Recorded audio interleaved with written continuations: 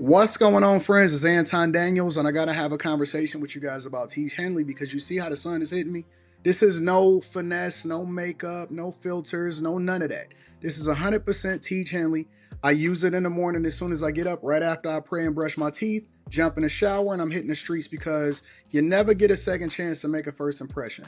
So even though they're giving you 40% off your first order, 20% off for life, even though you may get a free gift, forget all that, right? Because we would do this even if it was full price because it's worth that much. I'm in the streets, I'm kicking it with people when I see Dusties everywhere.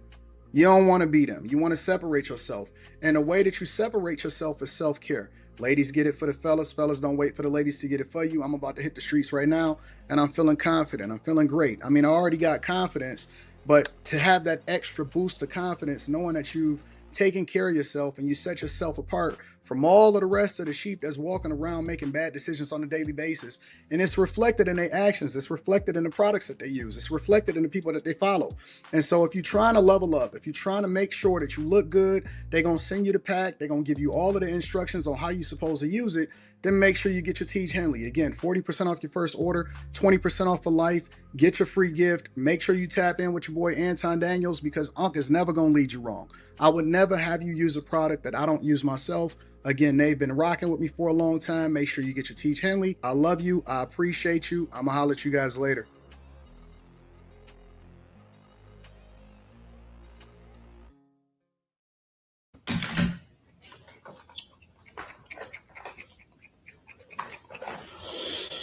What's going on is Anton from AntonDaniels.com. I appreciate you guys for continuing to rock with me. Thank you for tuning in for another edition of the Millionaire Morning Show. I'm your host, Anton Daniels. What up, what up, what up, what up, what up?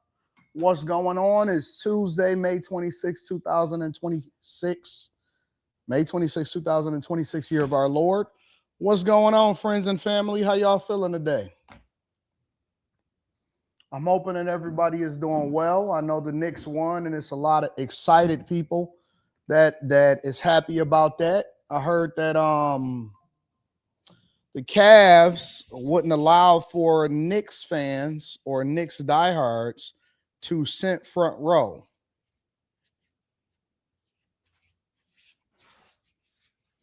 That's what I heard out in the streets today. Well, let me tell y'all about my day so far / weekend and what my expectations are going into the future. Hopefully everybody can hear me well, that my audio is A1. And we're going to talk about it. So what up, y'all? How y'all feeling today? Before I get started about me, let's talk about you. How was y'all weekend? How was y'all Memorial Day weekend? How was everybody doing today? Is everybody back at work? Did y'all take an extra day off? What's up to my friends from Scotland? Glasgow, Scotland is in the building. Treese, Jesse Xavier, Keisha, Donna Architect, Eric Harris, UK Video Clips, Chris Cunningham. What up, though? Your car, Chase Barnes. You took off today too, Beans and Greens? Keisha's hype about the Knicks. Steel City Muscle said he's back at work. Eric Harris says, you took a day off. It's interesting that you bring that up. So let's talk about it. So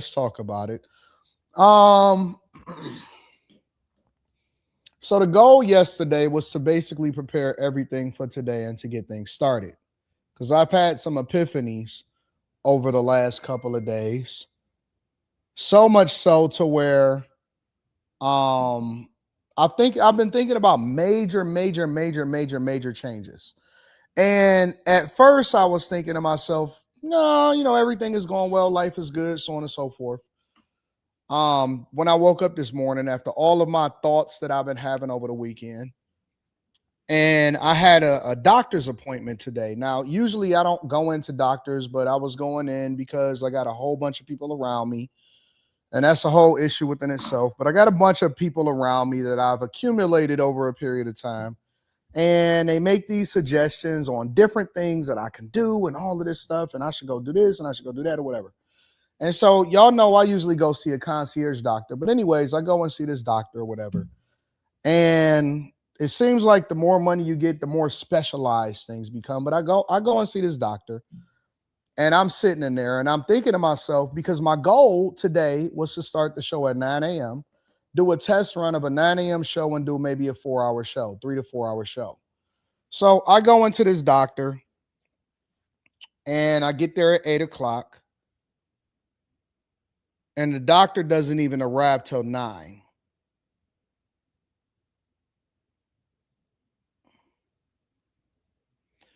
That, for whatever reason, just gave me an instant attitude, because I'm thinking to myself, wait a minute. My people told me that they assured me that I would be there by 8. I would be seen by 8:15, considering that my paperwork would all be ready to be taken care of. And then after 8:15, I would be seen by about 8:15, 8:20. And then I would be out of there by about 8:45, 8:50, before 9 o'clock. And that way I can get my show started by 10 o'clock.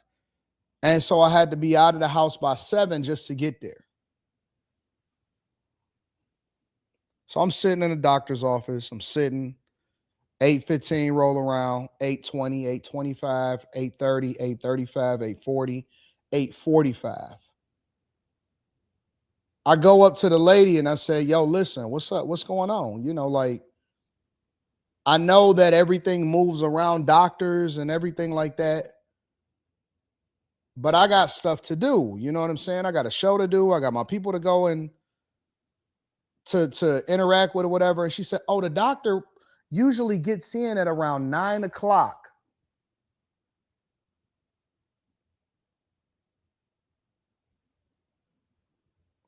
Let me ask y'all a question, because this is something that I forgot that happens in these doctors' offices. How do y'all make money?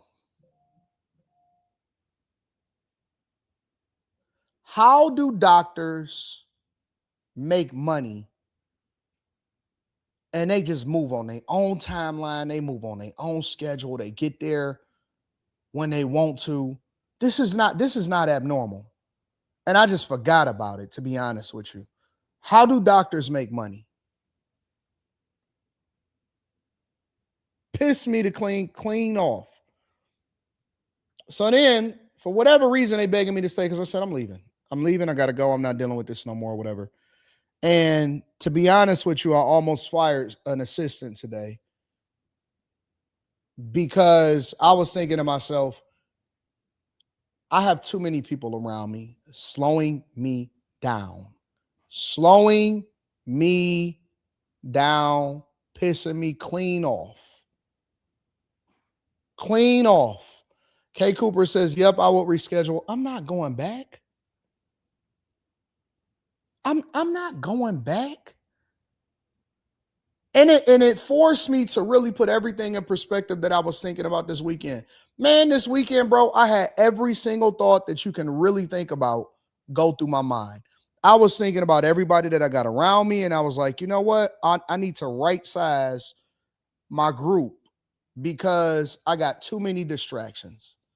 I got too many people in my ear making suggestions, when the whole reason why I became successful in the first place was because I dug deep and I focused on what I knew made the most sense.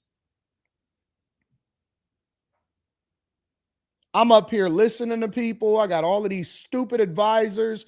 I got this person over here and this person over there and this person's suggestion. And they trying to bully me. Anton, no, you got to do this, Anton. I said, man, I don't care, man. Listen, honestly, I jumped in my car and I just left. I just left the doctor's office. I said, I don't care what y'all do. I left, headed back to the crib, got my book bag, and came straight into the studio, and just had a whole epiphany, just a whole thought process and a new mindset and a new epiphany. I'm even thinking about changing the name of this show from the Millionaire Morning Show to the Anton Daniels Show.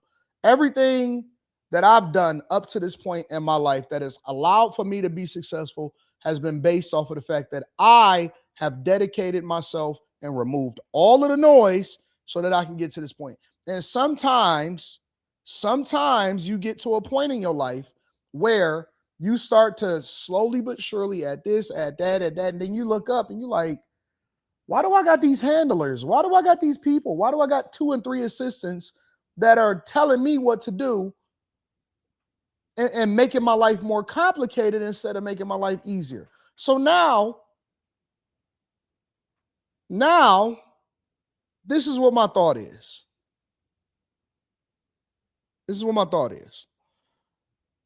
First of all, let me apologize. All right. Let me apologize because I've been getting bogged down and I've been being distracted from the thing that actually is meaningful. And the thing that's meaningful is the work. All right. So let me set the precedent. Going forward, and this is the thing that I told everybody on my team. I said, I'm focusing on what I'm focusing on, and anybody that is not focusing on making my life easier, we need to have a discussion. Going forward, my whole goal is to hustle. My whole goal is the grind. My whole goal is to refocus on the thing that is meaningful to me. And I ain't been spending as much time in the studio. I'm up here partying like I ain't got no sense. You know what I'm saying? I'm like, you know what? Let me get my life together. Let me just refocus and act like I ain't got nothing. Matter of fact, let me take this stupid ass Rolex off. It's distracting me, bro.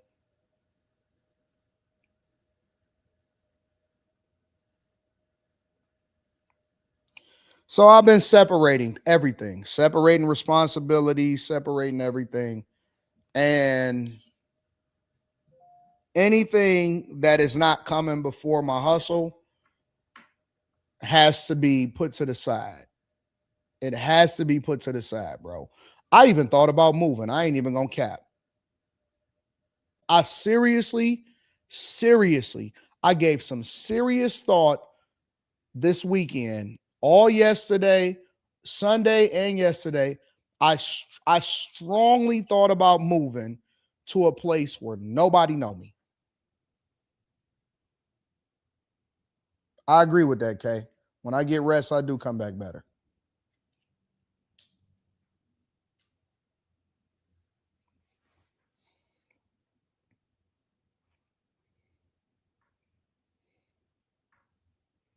A Dunn says, nah, don't be Big Sean. But Big Sean don't have to deal with the stuff that I got to deal with because when you two available, you know what I'm saying? It's nothing like a Montana. Honestly, the first thing that I was thinking on my mind was Memphis.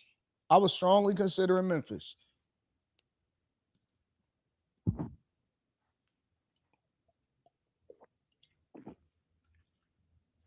I was strongly considering Memphis.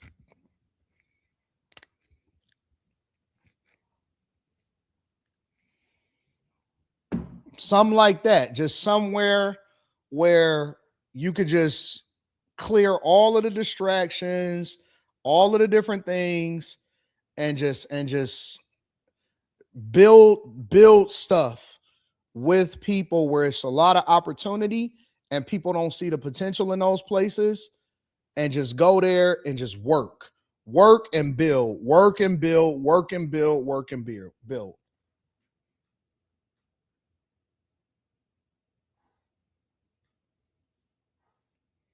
Not a Miami, not LA, not New York, not Atlanta, not Houston, not Chicago, not any of these places. Just going to a straight up local place where I could just remove all of the distractions and get to it.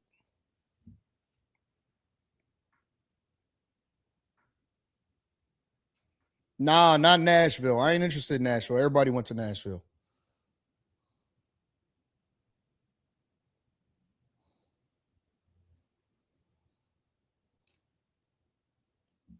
Cleveland. I thought about moving to Cleveland.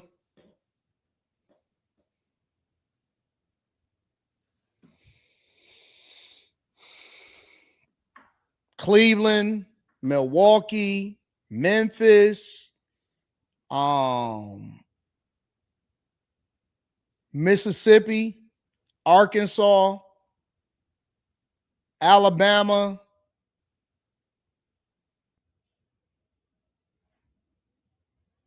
even Vegas. Even Vegas. I'm telling you, I thought about it all. I'm strong. I'm kid you not, bro. I kid you not. I am strongly considering just dipping and going to a place where, as long as they got good internet and good opportunity, I'm thinking about hitting it, bro.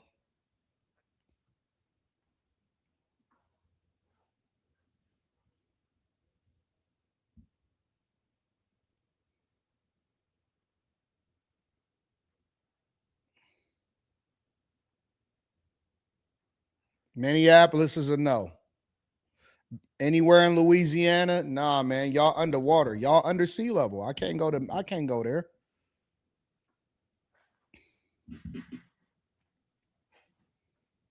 Not going to Seattle.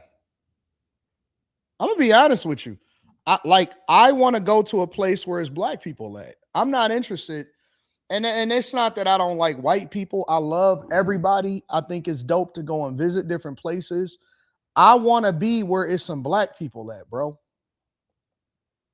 Honestly. I don't want to move nowhere where it's not you know, I need rap music, I need bars, I need all of that type of stuff, bro. And I'm keeping it 1,000 with you. Like I love being around black people. I don't know if it's still meant for me to be in the same place where I was raised at, because it's too many people around that know you. That's why I was thinking Memphis. That's why I was thinking Cleveland. I love Biloxi, bro. I love Biloxi. I don't want to move to Atlanta. I don't want any of these. I need a place where where you still got an airport that you can get out of to get to majority of the country, and where there's a decent amount of culture there, and where the weather ain't too bad, and it's an opportunity for me to invest in. That's what I want. That's what I'm looking for. And it ain't too big and it ain't too small. Or, and we're gonna go ahead and get started with the show. Or I would like to maybe even spend some time, like spend 6 months in a place, because I'm only going to warmer climates in the wintertime. So I'm thinking maybe I'll spend 6 months in a place and then go after that winter, go to another place. After that winter, go to another place. After that winter, go to another place. You know what I'm saying? Like maybe I'm not, maybe I don't have, because Detroit is always going to be my home base, right? It's always going to be my home base here. But maybe I spend more time in different places so that I can understand every city and every culture. And that's a real lived experience. That's what I'm thinking. And maybe in that way, I don't limit myself even from the major cities. Maybe I spend a summer in New York. Maybe I spend a summer in Huntsville. Somebody said Huntsville. I think that that's the best place. I think that that's the best bet. The best bet is to move around and to experience the culture throughout the United States of America in its entirety. I like the hidden pocket towns. Maybe I go up to northern Michigan. Maybe I head up to Traverse City for a summer.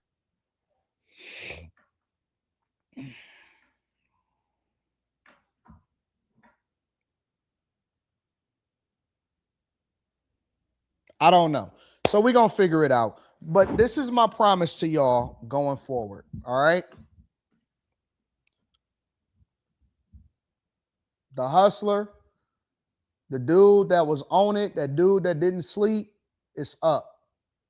It's up. For my bag chasers, you will be my focus going forward. We're going to do whatever it is that we got to do to continue to, push forward and take care of business on these platforms and stuff like that. But my bag chasers and my Patreon members, you will get almost content almost every other day. All right. So Wednesday, and I hate the fact that I'm even telling y'all Wednesday, but today I'm dropping a vlog. Tomorrow or Wednesday is the latest that I'm going to do my Patreon live stream. And we got no more distractions. No more distractions. No more nothing. No more distractions. No more limitations. No more anything that's preventing you from doing what you got to do. No more, oh, I'm going to enjoy the holidays. I didn't even take holidays off. I remember I didn't even take holidays off. Nah, we not on that. So we dropping something this afternoon. I literally just found my camera this weekend. So I found my vlog camera with all of the stuff that's on my SD card that's inside of this joint. You can see the SD card in there right there. So I found my vlog camera. I had lost my vlog camera with all of my footage on it. So we're going to get that popping. We're going to get that out to y'all. And we back working, man. Let me say this also. I seen somebody sent me a video of Hassan Campbell complaining about him, me, Tasha K, and somebody else's views not doing what the views do. And they were saying that I used to get millions of views and all of this other type of stuff or whatever. And I was thinking to myself, I don't belong in this conversation with y'all. And let me tell you why. Let me show you why. All right. I'm going to just go to April because I want people to remember who they talking to and why they talking to them.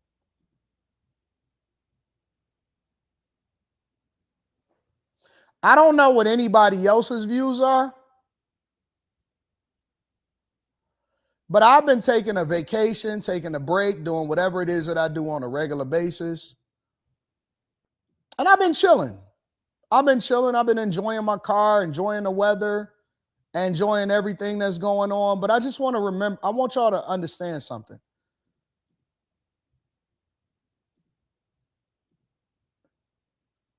Last month in April, let me show you.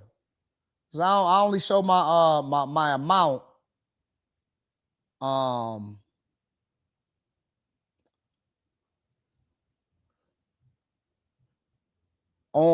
to the bag chasers. So let me show you the date. This was April 1st through to April 30th. Last 48 hours alone, I did 4.6 million views. I don't know what narrative, I don't know whose channels are suffering. I don't know what problems that y'all having out here on YouTube. I don't know who getting money. I don't know who not getting money. I'm not counting what y'all got going on. Last month, I ain't even showed you last month yet. We're going to get to last month. The last 48 hours, I did 4.6 million views. 4.6 million. In the last 48 hours on one channel. All right. So let me show you what April is looking like. Just to give you a little bit of insight on what's going on.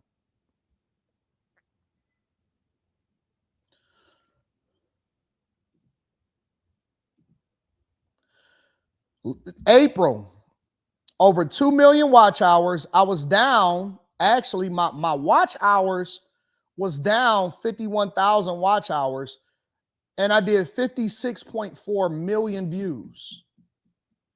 All right. So I just want to remind people that I understand what y'all going through. I sympathize with you, but I want to make sure that y'all understand that I am still Algorithm Daniels. I'm AD. I'm Algorithm Daniels.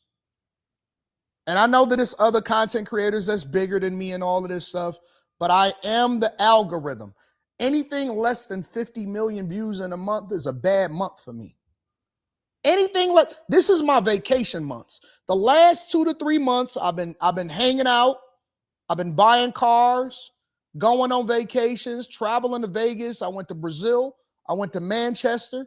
I went to a lot of different places. I haven't been handing out any stimmy packs lately. But I'm going to pray for y'all, and I hope that everybody does well. But I'm not don't include me in that. You know what I'm saying? I tap into audiences that's a whole lot different than what we used to talking about. All right? And matter of fact, let me show something.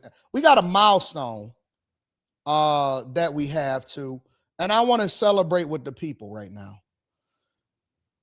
The Anton Daniels channel has now eclipsed over 1 billion views. Let me say shout out to the I didn't even look at this. I didn't even look at this until they said that. Until that was a thing. So I just want to make sure that we understand that the Anton Daniels channel alone, and I've removed a bunch of videos, so we was way past that. We have now eclipsed over 1 billion views. And I didn't even want to start taking phone calls from sponsors until I hit the 1 billion mark. We have now eclipsed over by myself, 1 billion views. Nobody owns me. No help, no nothing. All right. So I just want to make sure that we all in the same page. We all on the same boat. And the level that I'm about to hit next, the level of dedication that I'm about to hit next is about to be insane. Now, I don't even want to talk to nobody unless they got 1 billion. What? You talking about me? I'm not even responding. You got 1 billion views yet? All right, don't worry about it. We're not even going to talk about it. You got 1 billion views? Nah, we're not going to talk about it. I don't want to talk about it. You know how hard that is to get 1 billion views? 1 billion with a B. Teach me, baby. She bangs. All right. So shout out to the Chasers. Make sure y'all tap into the Patreon after the Stock Club live stream on Wednesday, and we're going to do it right after the show. Stock Club live stream on Wednesday. On Thursday, we're doing a content creator live stream where I'm going to give y'all some game on how you can start to trend towards 1 billion views. All right? 1 billion. What it be?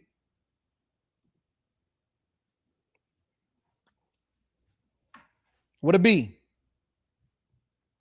2 million subscribers across all YouTube platforms. What it be?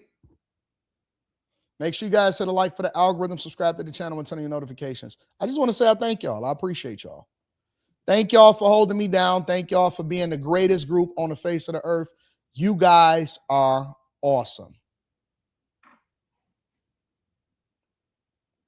Who messing with me? Who messing with me?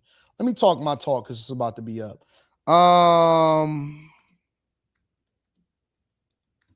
Let's get into the show, y'all. Make sure y'all hit a like for the algorithm.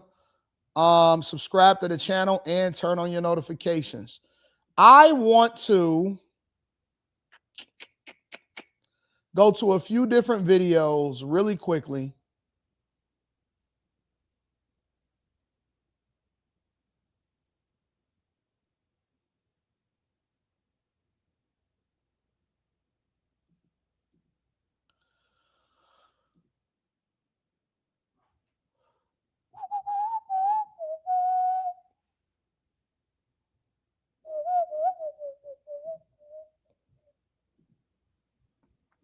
So I'll keep y'all updated. We also got after hours tonight. I'll keep y'all updated on what's going on as far as my moving and all of that other type of stuff. All right. Let's get into the show, y'all.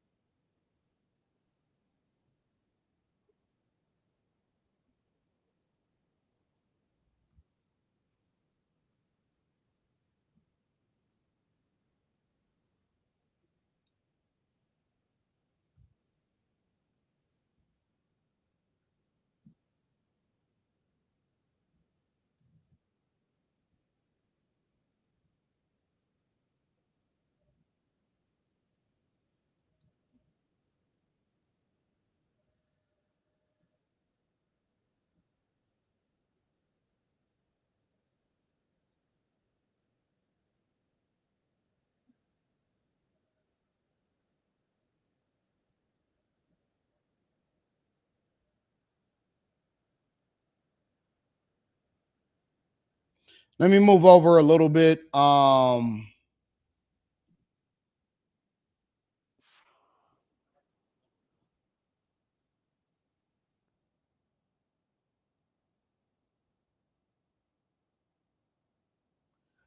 Listen. Let me say this. I've seen multiple. Oh shit!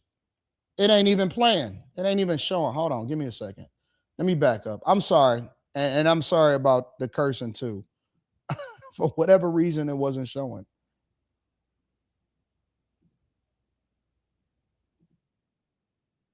Hold on. This morning, an urgent investigation is underway after gunshots rang out near the White House. Medic 1, respond for a shooting at 17th Street and Pennsylvania Avenue Northwest. I was just yards away, preparing to go live on air when I heard a flurry of gunshots. The shots were fired shortly after 6 p.m. on Saturday, my crew and I ducking for cover.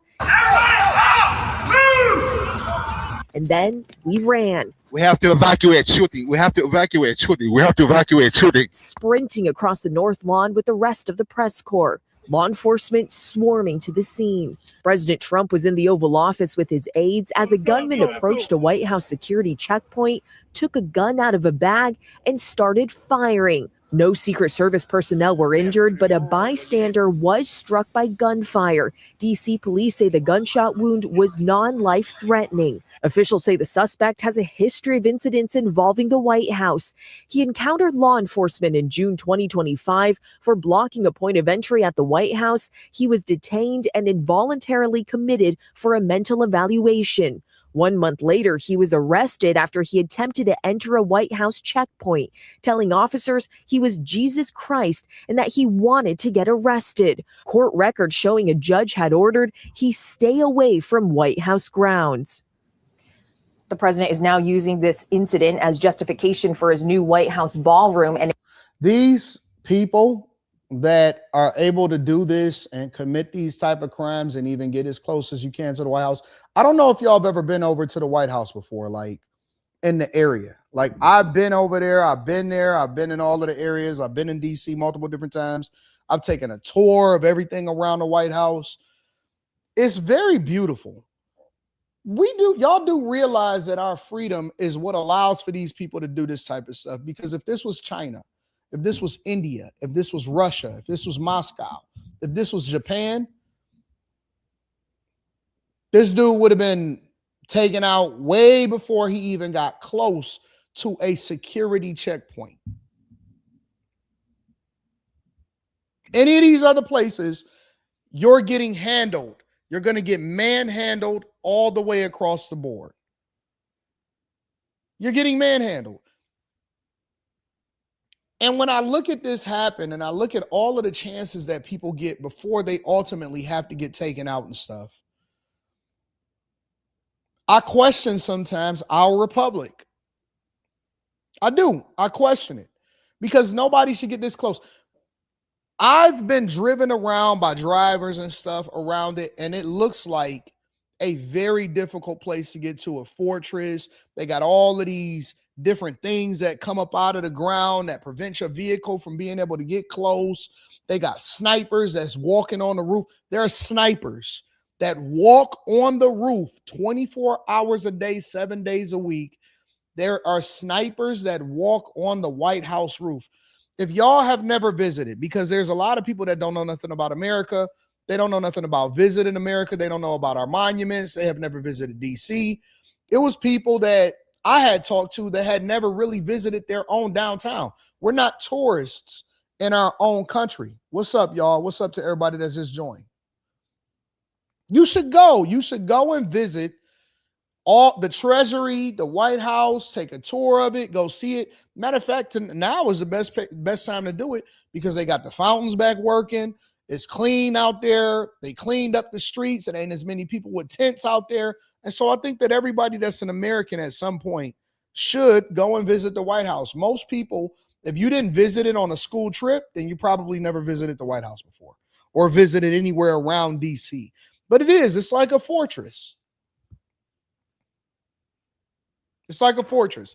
And so now you got these crazy people that are pulling up to the White House basically committing suicide. Some of them survive. I don't know how they survive. And these reporters, they got the survival instincts of a turtle. President Trump promises the prices will go down, but his grip on Republican support on Capitol Hill, what is he doing? Is weakening.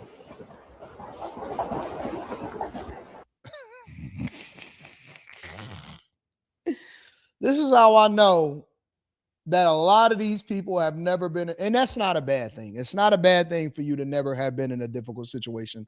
But a lot of these White House reporters, if y'all look at all of the different scenes of the White House reporters and how they reacted once they started hearing the shots, they slow.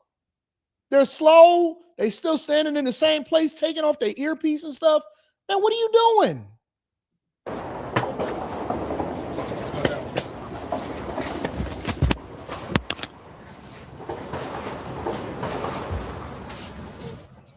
Hey, did you see the sniper pull? I mean, the dude in the military Republicans 2022 pull out right after that. When the reporters are reporting, you don't see any of those military people, any of those Secret Service people at all. The minute that those shots started to ring out and he started to duck down, you could see the dude peek out from behind that column over there. Two, President is weakening. See him?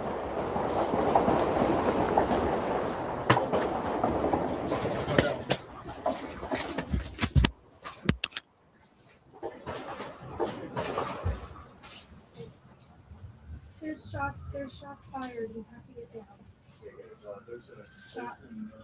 Shots fired. We're going down. Yeah, we might do that. Go down. Okay. I'm here. These people got the survival instincts of a turtle, bro. I'm telling you, they are idiots. They are literal idiots.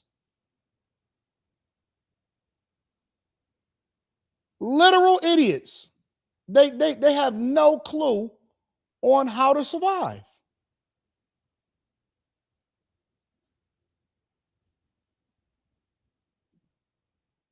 Joining us here at 11, I'm John Adams. Tonight we're learning about the man killed by the United States Secret Service after he opened Why would you be running across the lawn with an umbrella like a moving target? fire at a White House security checkpoint. A bystander was also hurt, and the White House was briefly placed on lockdown. That's the girl that was running across the lawn. This is the lady that was just running across the lawn. Hold on. Let me back up for a minute.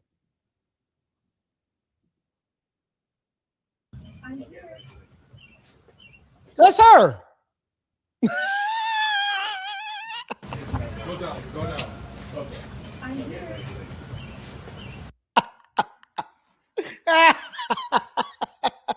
That's her. That's her. That is her.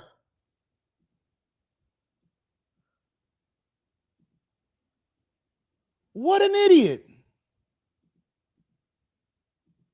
That's definitely her. Hold on, let me see. On lockdown. What is that?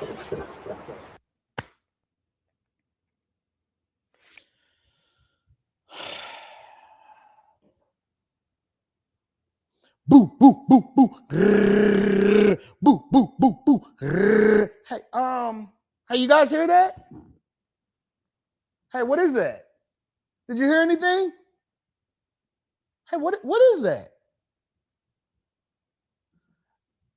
If the zombie apocalypse ever comes, if aliens ever invade, if there's ever some kind of post-apocalyptic issue, I know that I'm just going to be just fine. I'm going to be just fine. I'm not going to have any problems whatsoever surviving in this world, because if the zombies come or the aliens come, it's going to be too many people that get caught before I do. They'll be too busy eating your eyes out and gouging your brains in before they ever come to get any of us. I'm convinced that Black people will be the last people on the face of this earth. I'm convinced of it. Regardless of how much we kill each other, regardless of how messed up the culture is, regardless of how many teen takeovers, regardless of how many YNs is in prison, I'm convinced that every single The Walking Dead series, World War Z with Brad Pitt, all of these different series, I promise you, they got it wrong. Every single starring role of every zombie movie, every post-apocalyptic movie, it should be Denzel and a bunch of black people, because black people will be the last ones on this earth. They will be surviving. They will be right there. They will be right there. And that's a fact. You don't have to be the fastest. You just got to be faster than the slowest person. You don't have to be that's what I was always taught. Because you don't have to tire yourself out to be first, because the first person through the door sometimes is the first one to get killed. He the guinea pig. So you want to stay right there in the middle of the pack. You don't want to be last, but you don't want to be first. And you just want to be right there in the middle to prevent yourself from getting ate on both sides. I don't have to be faster than you. I got to be faster than the last person. Black people will be the last people on this earth. And it's not because we're wiser than everybody. We just got better survival instincts. Look at her. Look at this. After he opened, she was so slow to react that they had to give her a jump, like, transition to dissolve it. The White House was briefly placed on lockdown. What is that? A volley of shots sent reporters scrambling into the White House press room. President Now go run all the way across the lawn with an umbrella on. Trump was inside the White House at the time. We have learned the alleged gunman has been identified as Nasir Best, who officials say was known to D.C. police as well as the Secret Service. They say he had a documented history with law enforcement and a history of mental health concerns. This comes a month after a shooting at the White House Correspondents' Dinner. He just wanted to go out. I don't believe that there was any kind of agenda that was aligned with it. I don't care if he was, I don't think he cared about diversity, equity, and inclusion. I don't believe that he was trying to figure it all out. This type of person was just tired of being here. And he said, you know what? Best way for me to go out is death by suicide. Death by suicide. He just wanted out. Some people just want out. And he said, you know what? I'm going to go where they all train to shoot me dead in the head. And that's going to be the end of my conversation. I'm going to tell them that I'm Jesus. I'm Black Jesus. And I'm going to just go ahead and take it out. He wasn't sure if him taking his own life so deliberately would send him directly to hell. And so he said, you know what? I'm going to get somebody else to do it. I'm going to get somebody else to do it. But we do. We are living in strange times, man. Strange times where people are willing to do this type of nonsense, and they're willing to take themselves out. And it's messed up. Somebody said, in Black people's world, suicide is going to hell. What do you mean in Black people's world? In the world, where did y'all, so that everybody don't believe that? Question, just a question before we get over to Chicago. So am I the only person that believes that suicide takes you directly to hell?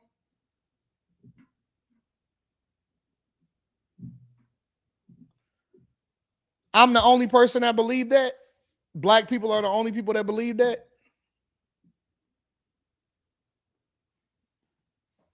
I thought that everybody understood that. I thought that everybody believed that.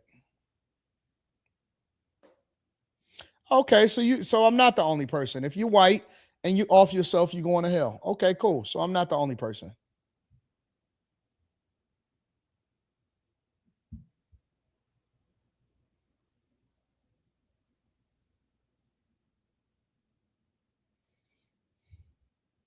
Somebody said the Bible is retarded. Says the person that calls it the Bible.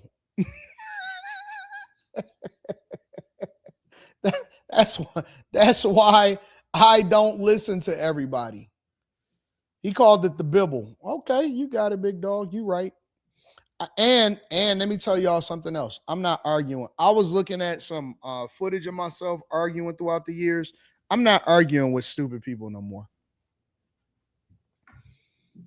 I'm not arguing with stupid people no more. I'm done with it. Let me acknowledge the cash apps, the super chats, and we're going to get started with the show. We about to really get started. I want to say shout out to my dog, Mike that dude. You've been holding me down. Thank you, Mike that dude, for holding me down. John Teal supporting the platform. Shout out to John Teal. And Spencer Campbell. Shout out to Spencer Campbell on Cash App. Thank you for holding me down also. Some of the super chats. Eric Harris says, shout out to NY fans. They'll take over any arena. You know, I realize that New York has too much money.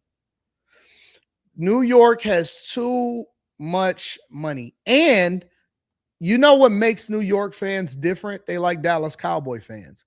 Because a lot of New York fans get money and they don't live in New York anymore, but they'll travel to New York for the game. And so it seemed like, oh man, New York is just balling. People in New York is just balling. No, it'd be people from New York that don't even live in New York that'll fly to New York for the game because they say that they still a New York Knicks fan. So New York fans ain't even in New York a lot of times. Fat Joe ain't even in New York. Fat Joe don't even live in New York no more. Fat Joe don't even live in New York anymore, but he'll be courtside at a New York Knicks game.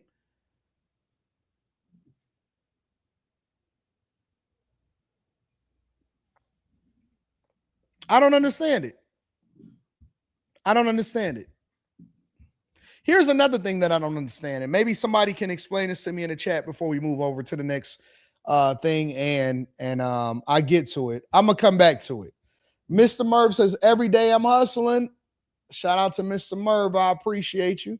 Sunday Rap says, good morning, AD. I wanted some insight on my next move. I invested into an IPO. I potentially can make a good return on an investment, but unsure what to do with it. Well, you got to get the return first, right? And what IPO is you invested in? All IPOs is not good for you to invest in. They say SpaceX is going to be one of the biggest IPOs ever. And what do you do with money that you make? You roll it back into and reinvest back into your portfolio so that you can compound it. You never take the money and spend it. You always take the money and reinvest it. That's how you compound it. Shout out to Mr. Merv, says I work full-time, DoorDash, part-time to support the family. That's what's up. Caleb Collier says, Mississippi is a whole lot of distractions down here. It's not a whole lot of distractions down here. Very family-orientated, low cost of living. You definitely will be able to lock in here.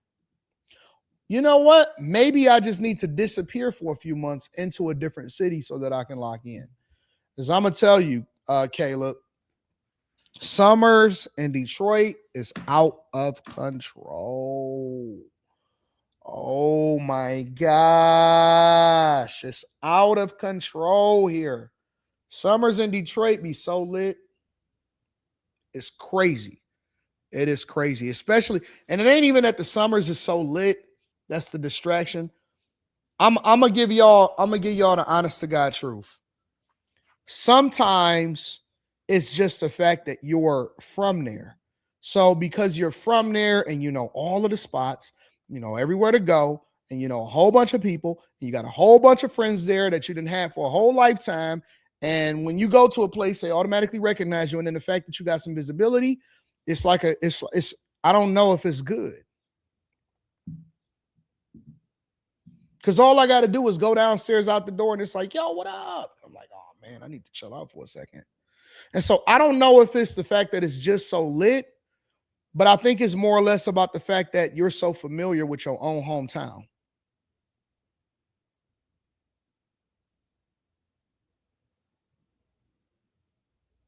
You know what I'm saying? So the distraction is the fact that you are so familiar, you're so integrated with what's going on inside of the city.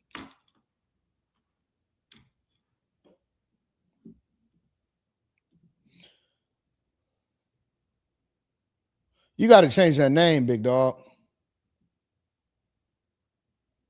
You got to change that name, big dog.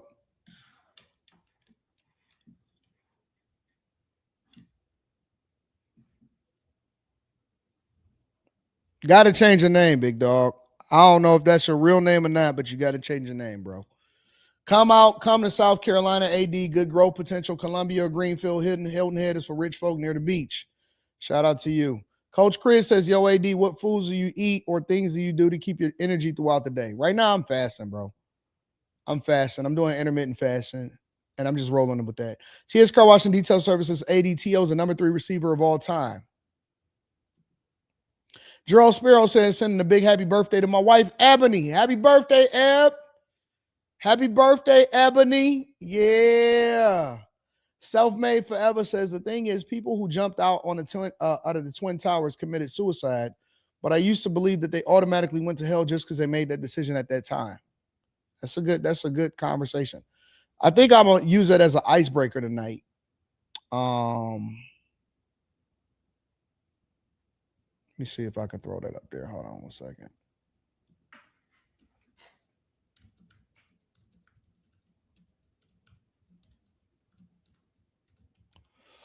I'll ask the panel what they think tonight. What was I about to say about New York? I was about to say something else about New York people.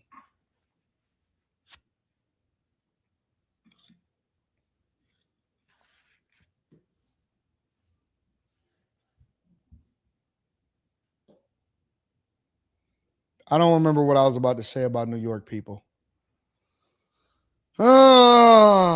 Anyways, again, make sure you guys hit a like for the algorithm, subscribe to the channel, and turn on your notifications. Let's go over to Chicago really quickly.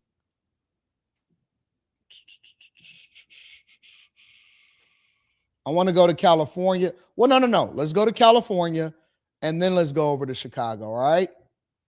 Lawmakers and the governor are now appealing to the a disaster declaration. Authorities say they are making progress tonight and may be able to avoid a catastrophic disaster. There is desperation to find a solution to this crisis. The tank is located in a densely populated area just miles away from 2 Disney theme parks, Angel Stadium and Knott's Berry Farm. At least 50,000 people in Orange County have been forced to evacuate their homes and seek residence in temporary shelters. And the mayor is warning residents not to ignore those evacuation orders, calling this a very dangerous situation. ABC's Jacqueline Lee leads us off from the command center. Tonight, progress in the desperate efforts to prevent an environmental disaster in Orange County, California. Crews able to get close enough to that unstable 7,000-gallon tank full of hazardous liquid, finding a potential crack, offering a glimmer of hope. Why would this be a good thing? So the thing about the crack is what we're looking for. It's going to relieve pressure.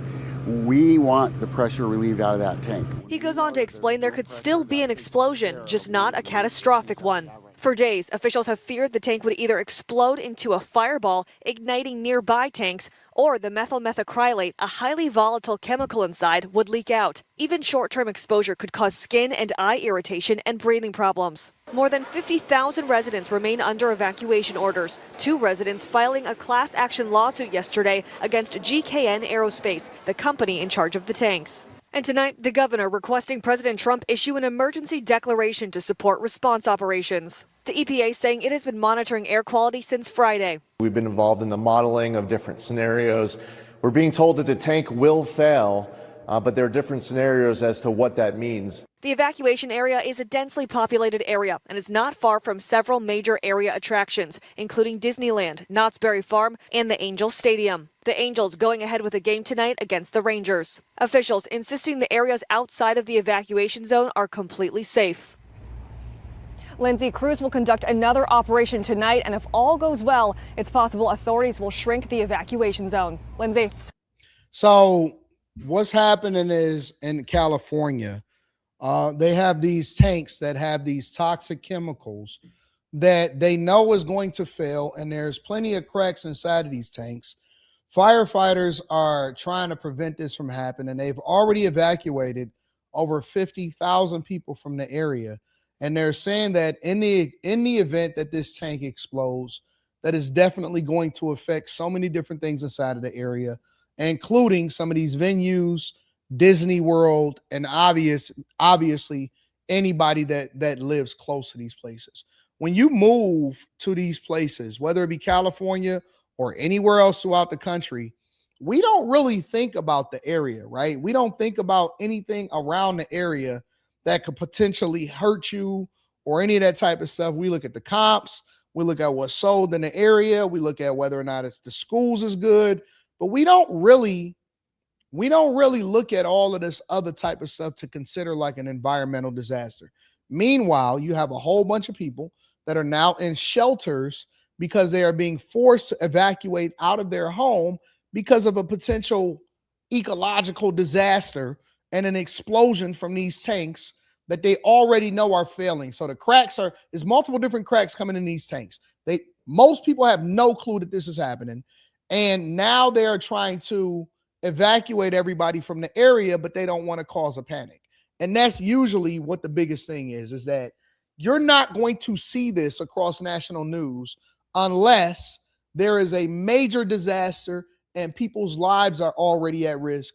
Then you're going to start hearing about it on a national level. But until then, nobody is going to make a big deal about it because they want you to continue to move with life as normal. And that's the real key of what happens throughout society. And the reason that I think this story is important is because it showcases how we move as humans, how we move as a society. There is danger all around us. But the reason why we don't move the way that there's danger around us is because in order for them to give us a sense of normalcy, in order for capitalism to continue to exist, in order for people to not panic, right? Because they're making a decision for you, they suppress information that would lead you to believe that things are really as disastrous as it is around you. There's pedophiles all around us. We walk amongst murderers every single day. You shake hands with people that got STDs. You meet and interact with women that ain't good for you. And when these things happen, a lot of times cities want to solve for it, but they don't want to cause a big problem from it. And so what they do is they kind of suppress the information. They provide the information, but they suppress it and it doesn't become popular. And most people are not going to do their research anyway. Unless I tell you, hey, you need to go and look up how many sex offenders in your area. You're never going to do it. And it's not something that's going to cross your mind. When you go to buy a house, when you go to pick a school, when you go to move on a regular basis, you're not going to be thinking about how many sex offenders are living around me. Nobody goes and checks the sex offenders list unless they deal with somebody that's a sex offender. Then they're going to look them up and they're going to say, man, look at all these sex offenders around us. We're out of sight, out of mind. Out of sight, out of mind. You wouldn't believe the amount of homeless people that I've interacted with, that I've seen walking up. We had the Detroit Movement Festival. The Movement Festival is massive electronic festival here in Detroit. It used to be free. Now it costs $1 gajillion to go to. And we see all kind of people come over here from everywhere and walk of life, from out of the country, inside of the country. And it's a massive festival, right? And I'm out and about yesterday and I stop at Shake Shack and I'm chilling and I'm interacting with the people and all of that type of stuff. And I see a guy outside and he's asking for money. Now, I'm familiar with who the guy is because I live down here, right? And so I see homeless people all the time. And most of the time, if you live in a certain place, you're going to see all of the same people all the time. The homeless people don't change, all right? For those that don't understand, when you see a person on the side of the road, if you live, work, and play in the same area or you spend an extraordinary amount of time around there, you'll realize that nobody is different. Everybody is the same every single day. It's the same homeless people. They sleep in the same places. You deal with the same people. They go to the same shelters. It's all the same people, right? We're literally living in a simulation because people are creatures of habit.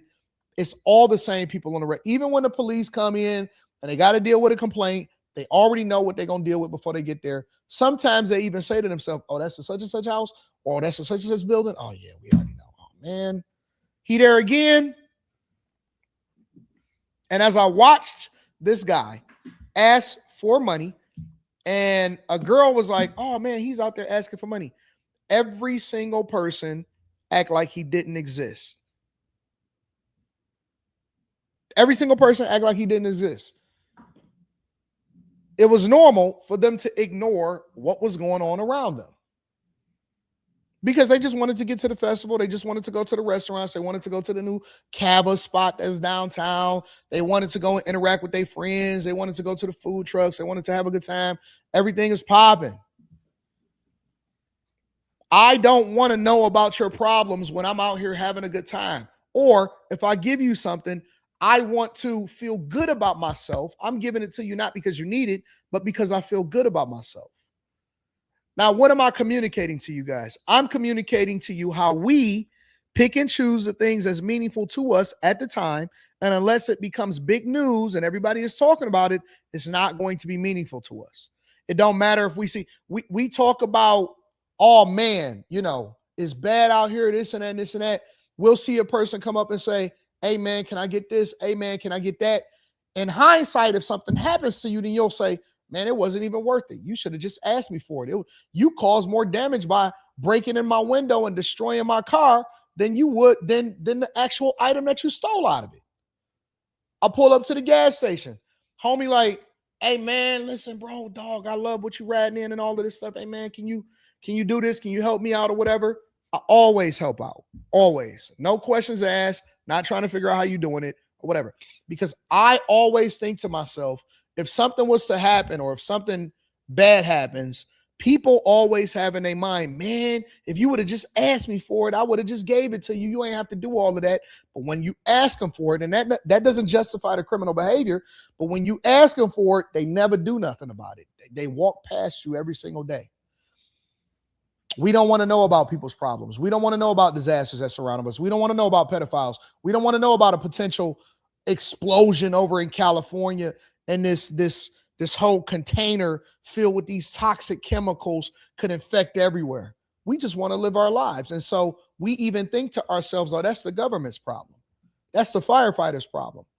Firefighters go into and police officers go into some of the most dangerous places every single day. They put their lives on the line every single day. We don't want to think about it.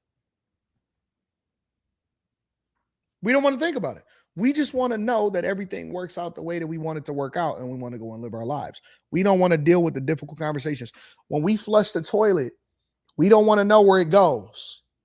We just want to know, hey man, is this disposed of right? The simplest way to really compartmentalize this and explain this to you, most places, buildings, plumbers will tell you, don't flush flushable wipes, regardless of how they market it to you, because their job is to sell as many wipes as possible. But most buildings and places will tell you, don't flush flushable wipes. Do you know what people are going to do? They're going to flush flushable wipes. And it's not that they don't know that you shouldn't flush flushable wipes. It's because they don't want to deal with what comes along with not flushing flushable wipes. They want the convenience. They don't want the inconvenience. They don't even want to think about what happens afterwards. It's somebody else's problem.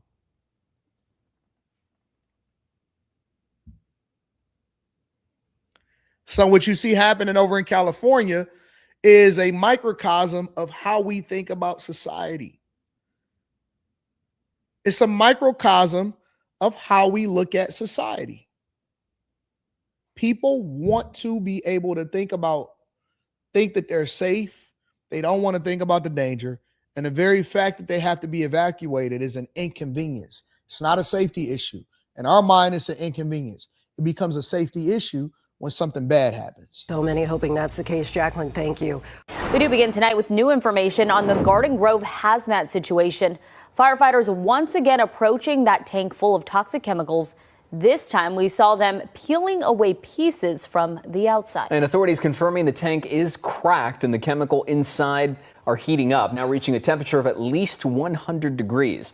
CBS LA's Brittany Ehrman starts our team coverage live from the command center. Brittany, you have new details from firefighters? Right, Gio and Leslie. Now, authorities say there are multiple cracks in the tank, and that's why fire crews are there right now trying to figure out why the tank that is keeps cracking. Now, authorities also say once they gather this information, this will help them determine those next steps. Now, around 6:30 or so today, we were able to see firefighters back at the scene in the hazard zone, chiseling and hammering on the side of the tank. Nobody wants to consider that firefighters are putting their lives in danger to prevent an explosion and from a society from completely. You want to know how bad we are as a people, as a society? And this ain't even just America. This is people in general. We'll sacrifice his life for our convenience. We are willing to put him in danger for our convenience, for our home, for all of that. We don't really value human life like we say that we do. We don't value human life like we say that we do. Police officers, firefighters, EMTs, all of that stuff. We don't care nothing about them. We'll act like we act like we do when something happens. Society does not care about people who put themselves in danger for your safety. See, look at real truth. They signed up for this position. What does that have to do with about us caring about them? He's justifying, he's literally doing exactly what I said. So because you signed up to protect me and you're willing to protect me, that means that I don't care about you? I'm still supposed to care about you. I'm still supposed to value you. I'm still supposed to want you to make it home alive. What does that have to do with the human aspect of who we are? We don't want to know. We just want you to put yourself in danger and to fix the problem. Nobody cares. This is the mindset that I've taken on as a businessman, as a creator, as a person that has deliverables every day. When I was at this doctor's office today,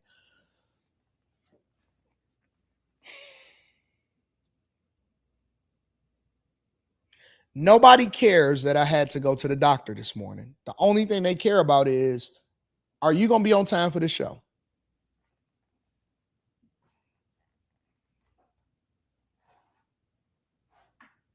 Nobody cares. The only thing we care about is the deliverables.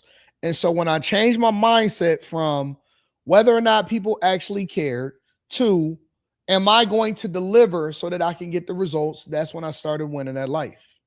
Nobody cares at all. I'm keeping it 100 with you. Nobody wants to know these guys' names. These guys are literally saving lives in California. We are more interested in Jalen Brunson and whether or not he was the Eastern Conference MVP. If Wemby is going to stop OKC, where LeBron James is going to go next summer, if your team is going to win the World Series, who Rick Ross is dissing tomorrow, and how much money Floyd Mayweather still has. We don't, as a culture, as a society, we don't care. That's why you got to do what's best for you. You got to make the adjustment. Don't nobody care about these firefighters' names. Y'all barely want to stand up when they play the national anthem. At one point, crews removed a piece of the tank material. Now, officials tell us they're testing it as part of the investigation. We also saw crews carrying buckets in and out of the area. Authorities also say the work can be tiring, so crews have to rotate out and take breaks. And we're also learning more about the temperature inside the tank. OCFA tells me the last reading hit 100 degrees, which is the highest number the gauge can show. So officials say the chemical inside could actually be hotter than that, which remains a concern. Officials say continuing to spray water on the outside of the tank is buying them time by reducing the pressure inside. Crews are working around. The people over there in California, they don't even have a clue of what type of danger that they're in. They don't even care. They expect for it to be solved ASAP, and I'm going to go along with my life, and I'm going to go shopping on Rodeo Drive, and I'm going to Disney World or Disneyland, whichever one is in California. Around the clock, hoping to eventually get evacuated residents back home safely. I know there's a lot of frustrations and people are upset and angry, but our priority is the life safety of all the individuals that are affected by this. So I urge all residents to stay evacuated. Do not go back home. Do not try to grab stuff from home. Stay in the shelters. And if you see these tents right over my shoulder here, I'm told crews are actually sleeping on site. They're here 24/7 trying to fix this problem. Now, authorities also say fire crews are on site trying to get an actual reading of the temperature inside of the tank. Like we mentioned, is difficult because the drones can only capture the external temperature. Now, officials say they're confident the plan they have that's going right now is solid and it will help keep those in the hazard zone safe. Somebody said more government failure. I don't think this has anything to do with the government. As much as I would love to throw Gavin Newsom under the bus, and as much as I want to give accountability to somebody, I don't think this has anything to do with the government. I think after the investigations, which they will do an investigation and nobody's going to care about that. After the investigation, they'll determine that it's the company's fault and all of this other stuff, and then they'll go from there. This don't have nothing to do with the government. Everything is not the government's fault, man. I don't know why y'all always say that.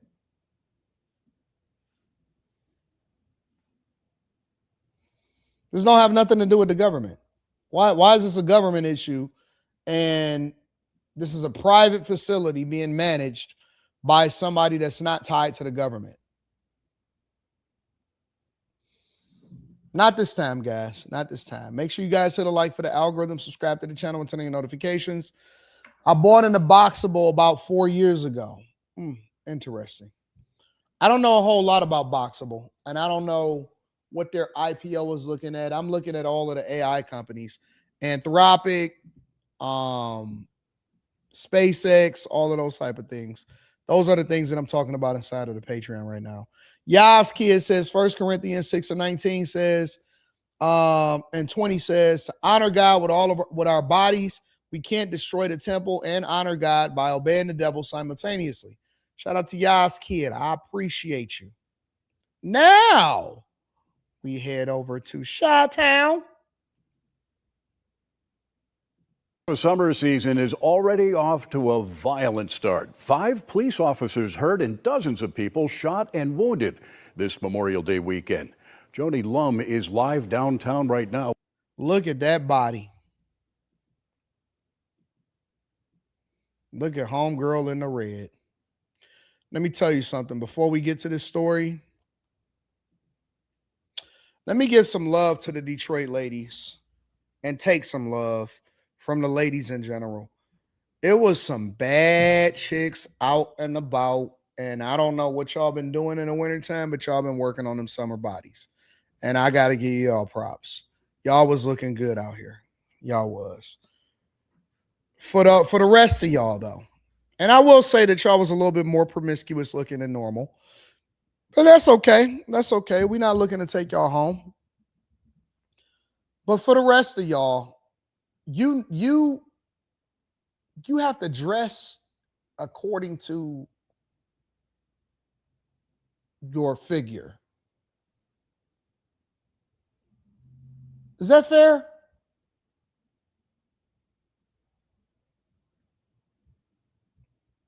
Is live downtown right now with the very latest. Joni. Dane, those officers were hurt while they were trying to disperse the teen takeover, and at the same time, there was a mass shooting in Little Village, and all of the wounded were teenagers. Most of the violence in Chicago took place during the late night hours.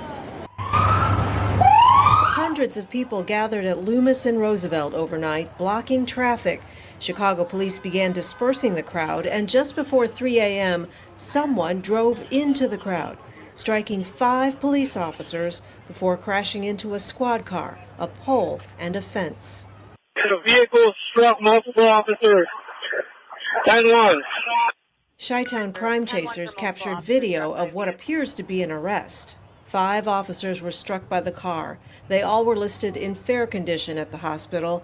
Police say the car was driven by an 18-year-old who was taken into custody. A weapon was recovered.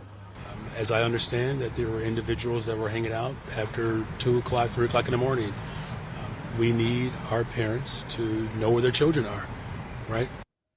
Still on the large gathering. Still on the individuals. Still on all of it. And he's not wrong, right? He's not wrong in that parents need to know where their children are. But these are not individuals. They are criminals. He's wrong about a lot of stuff. That one point right there, he's not necessarily wrong about. How you react to it is a whole nother conversation also. But as far as whose fault it is, whose fault? Not, we can hold him accountable for his support or lack thereof of police officers. We can hold him accountable for not being proactive. We can hold Brandon Johnson accountable for a lot of things, including his rhetoric. But the one thing that he's, yes, he's stating the obvious, is that the parents need to know where their children are.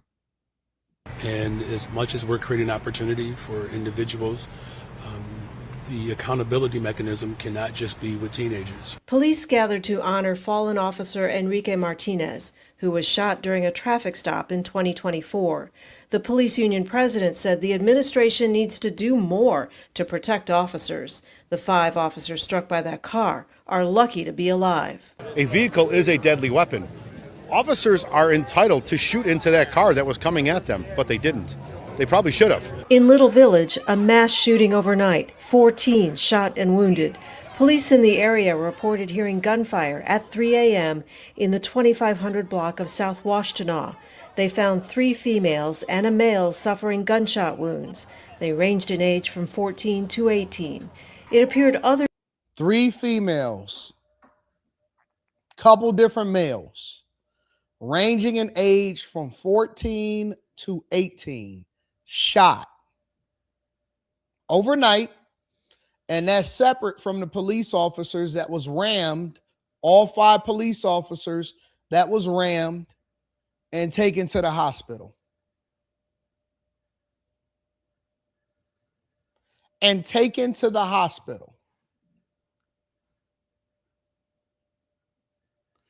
What type of females and girls and parents and children allow for their children to be out at 3 o'clock in the morning?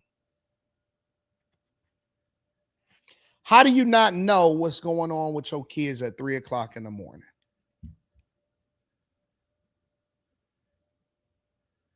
How?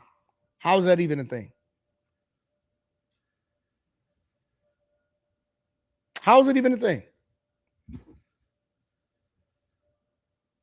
How do you not know where your teenage, and y'all, the summer just started.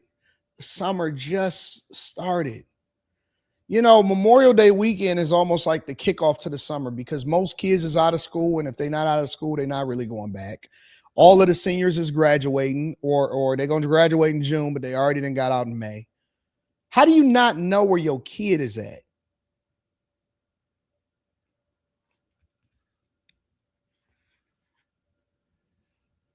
And I'm gonna tell you, another factor of why this is so messed up is gentle parenting. Gentle parenting ruined everything. They tried to convince y'all was bad parents by putting belt to A, and gentle parenting has now entered the chat.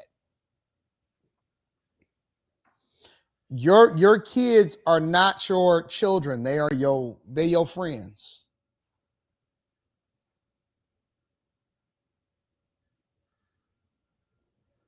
Y'all were more likely to cuss out the teachers than you were to hold your kids accountable. And now this is the result of it. We are now seeing in real time the beginning of all of the people that were gentle parented and people that didn't have any parents inside of their households in the social media era, and what this is going to translate into.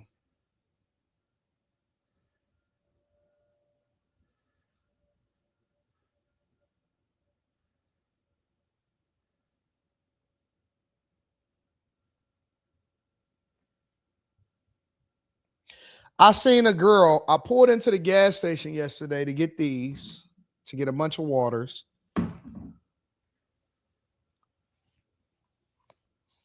And of course, I was in the Lamb. But when I was coming out of the gas station with my bags, they didn't know what kind of car that I was in. And I'm talking about two little hood rat chicks, right? It was in back-to-back cars. It was one in the front car and there was one in the second car. The one in the second car had a baby in the back. A baby in the back. Now the gas station is jumping. You got the motorcycle dudes over there. You got the dude over here trying to sell the perfume. You got everybody stopping at the gas station right after they get off of Belle Isle. Everybody getting their snacks, partying, the music is loud or whatever. And I see the girl right here and the girl right here. Now, it's not a problem that she had a kid in the car. But what was a problem was the minute that she got out of the car to greet her friend that was in front of her, they start twerking. But they wasn't doing like the regular twerk. They was doing the slow twerks because it was like, you could tell there was about 30-ish or something like that, maybe 40-ish. And they was popping that P. It was slow twerking. And all I could think of is one of them was trying to impress you. You know, one of them trying to impress me because they seen the car that I got in. And I know it was the car. It wasn't me. And her kid was in the back like, go, go, gaga. Go, go, gaga. And they didn't look good. They would look frumpy. You know, it wasn't a good thing. It wasn't good. But they was really popping that P. Kid in the back, in the baby seat. They jump out the car, put it in park, start popping that P right there in the middle of the gas station. I said, okay. Go, go, gaga. That child has a strong possibility because what they will tell you on social media, they'll get on these apps. That same type of girl will jump on the application. And let me tell you her narrative. Let me profile her for a second. First of all, she's going to say that if she knew who I was, and you know what I'm saying, on the internet before she seen me in real life, she going to say, oh man, you probably hate black women, right? Because you hold people accountable. You're an equal accountability partner. When they meet you in real life, and let me tell y'all, let me break this down. This is why I'm going to be doing 4-hour shows. You know what's so funny about the community and about these women? When you on the internet and you online and you talking, you know, and you hear them and they say, oh man, you know, you a coon, you this, or oh man, you must not like black women or something, right? And they'll say the narrative because they don't know who you are. Let me put my rollie on for this part. Y'all ready? Y'all want to have an uncomfortable conversation? Let's get it. So then, when you interact with them in person, right? And let's say they pretend like they don't know who you are, or maybe they don't know who you are, right? And they meet you. And let's say, for example, this happens regularly. Somebody will come up to me while you're talking to them and they stop you. They say, is that your car? Oh my God, or whatever, blah, blah, blah. I'm happy to meet you or whatever. And so somebody come up and say, oh man, I rock with you, man. I rock with your content, man. I'm a bag chaser. Man, when you gonna sell the hats or whatever? And I say, oh, okay, whatever. So I show love and then I'll take a picture and I flick it up, right? And then they'll say, who are you? Who are you? And then the person will say, oh man, that's Anton Daniels, man. You need to rock with him. And they say, where you at? What's your platform? Right? And they do all of the extras, right? So then they look up your stuff. And you'll be on there holding a woman accountable or something like that. And I'll tell them and I'll say, listen, you don't want to look that up. That's not for you. You should just, you know, enjoy me as you see me right now in this moment. Let's have a good time. And this is why guys have to stop pandering to girls. It does not matter what you said. Don't matter what video they watching. Don't matter how much you hold a woman accountable. You know what they say? You crazy. Can I get it? Can I take a picture by your car? They don't care. They see opportunity. They don't see accountability. And that's why I keep telling y'all that y'all got to touch grass. You got to go outside, bro. Because no matter what you are, no matter what you do and what you said, none of it matters. Because they are prisoners of the moment and none of that stuff. When you got it, Facts, Wayne. When you got motion, it don't make no difference. You harsh on them.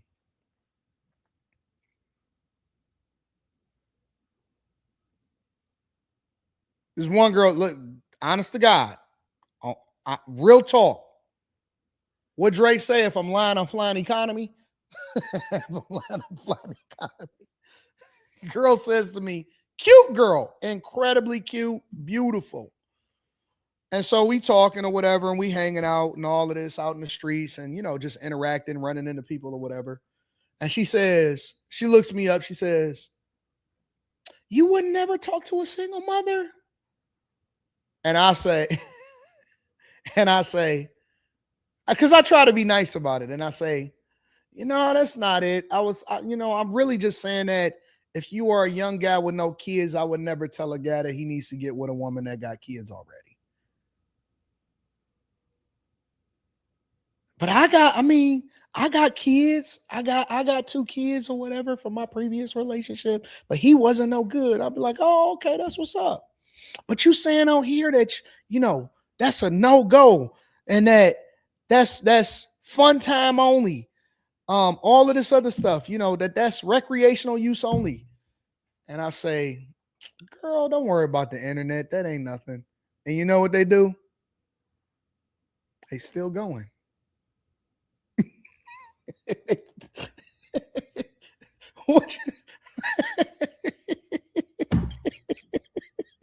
I'm telling you, gentle parenting failed us. It all failed. It all failed. It doesn't matter. It does not matter. Gentle parenting was the worst thing that could ever hit the Black community. Worst thing ever. Worst thing ever. That's the one thing that we had on white people was we were strict, trying to make sure that we kept our kids out of jail and from these takeovers right here. And we picked the one thing that white people was doing wrong. And we said, you know what? I want to be like y'all. I want to be like Mike. If I can be like Mike. We picked the one thing that was keeping our kids out of the streets. And we said, you know what? Oh my God. Be quiet. Stand in the corner. No.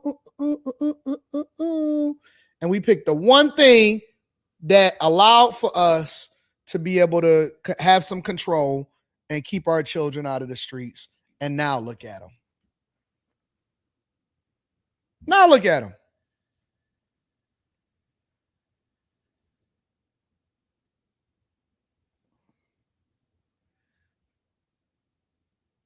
Teens were in the area, but the offender ran away. The 4 wounded teens were taken to Mount Sinai Hospital, all listed in good condition.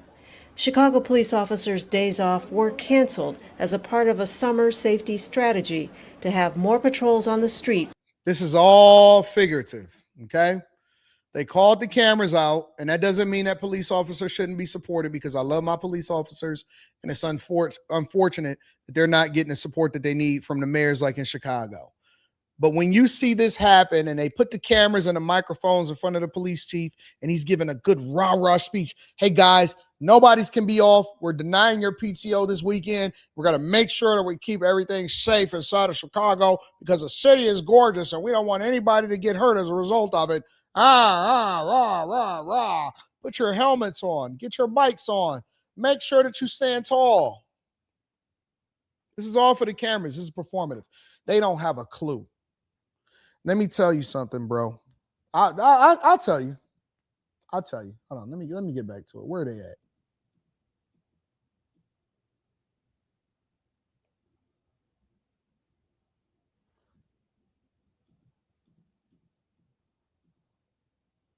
In good condition.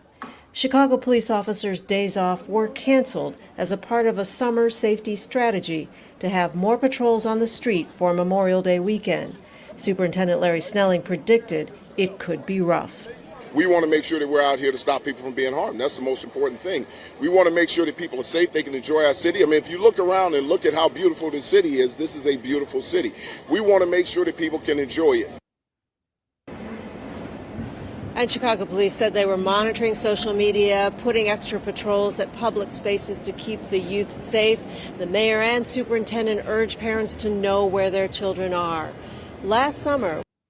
Let's move forward. Let's move forward. Neighbors say they were completely blindsided by what unfolded overnight, calling it a relentless, unpredictable scene that left many feeling uneasy and unable to get any sleep. A massive crowd of teens took over the streets near 13th and Troop in the Little Italy neighborhood Saturday night into Sunday morning, filling sidewalks, intersections, and blocks. When I say that it looked like millions of kids out here. Kids were all on top of their cars. They were stopping in the middle of the street, twerking, and it was ridiculous, man. Neighbors, some just returning from late night shifts, others already settling in for the evening, described the scene became increasingly chaotic between Troop and Loomis Streets along Roosevelt Road, eventually shutting down the area. They say the loud commotion and hundreds moving through the neighborhood well past 3 a.m. turned the night into a disruptive, sleepless ordeal for them. Screaming and hollering. I've never seen anything like that. I couldn't figure out what was going on. I was livid. Do you hear me? And I'm still livid about that. I can't believe it. I cannot believe how they allowed that.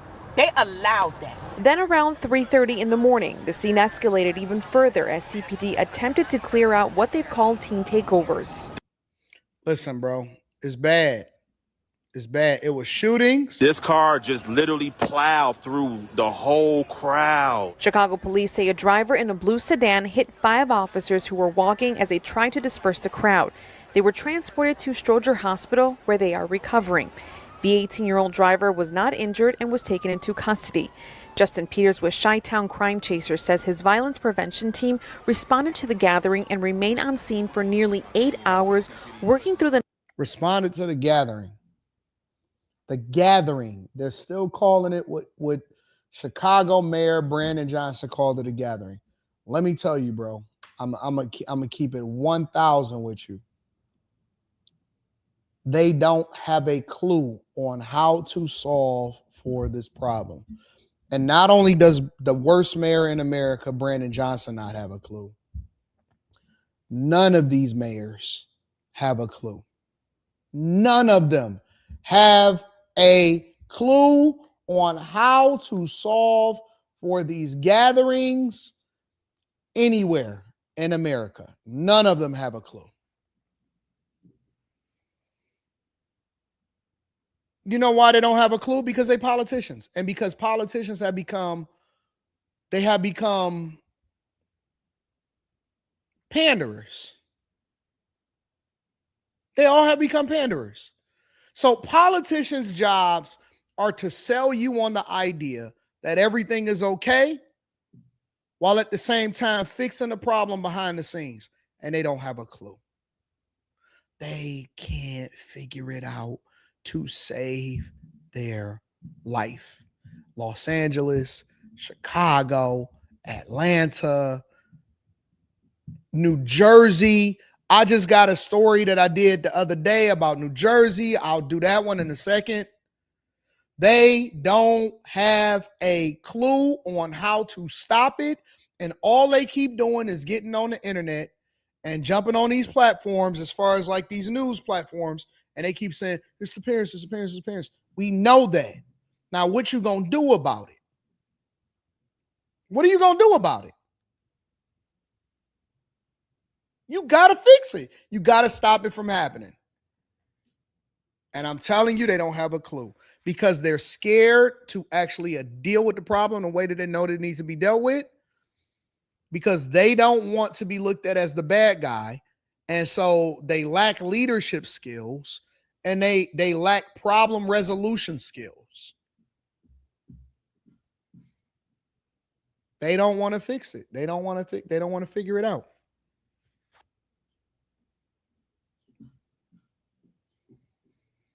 They're so focused on trying to get to the next election or getting their approval ratings up instead of solving for the problems. What people don't understand is that when you solve for problems, that's what fixes your approval rating, not your perception of what you think people think about you. Because a lot of people will roll with you, even if they don't necessarily care about you, if you're steering them in the right direction. You know what, man? I don't really care for him, but man, he's doing a good job, though. And he did lower my property taxes, so I mean, I can't really say too much about him.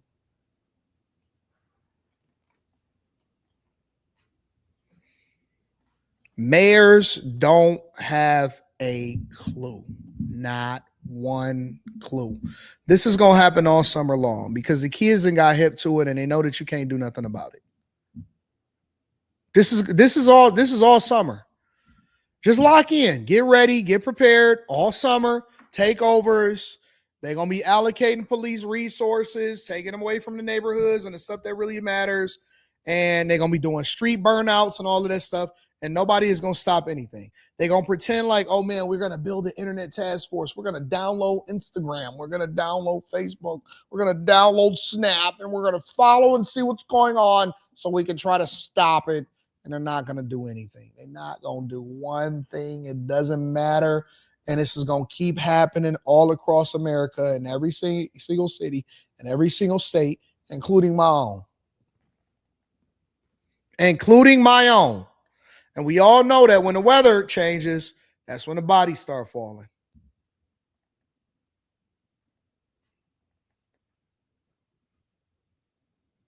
So police officers, it's going to be a lot more dangerous for y'all. It will be a lot more overtime for you, but it's going to be a lot more dangerous. And they carrying switches. They got pistols and switches all day long. It's messed up. I can give y'all a solution, but what I realized, right? I did my live stream the other day. I'm not going to keep on giving y'all all of my solutions. I did the live stream last week where I broke down why it was important for us to make sure that we start to hold our city leaders accountable, and that here in Detroit, you can't have shootings around the block for multi-million-dollar listings. It can't happen. I did that whole thing, and next thing you know, I seen an announcement literally 1 to 2 days later of them saying, oh man, listen, we're going to do something heavy. This doesn't mean, hold on.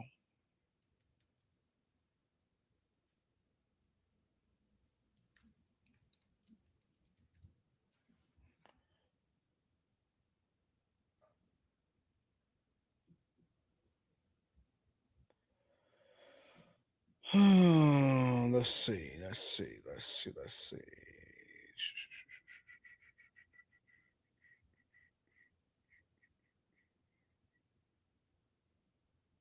See if I can find it. Yep, I seen this pop out the next day. Literally popped out the next day, which is smart. I think it's wise that it popped out the next day. Very, very smart.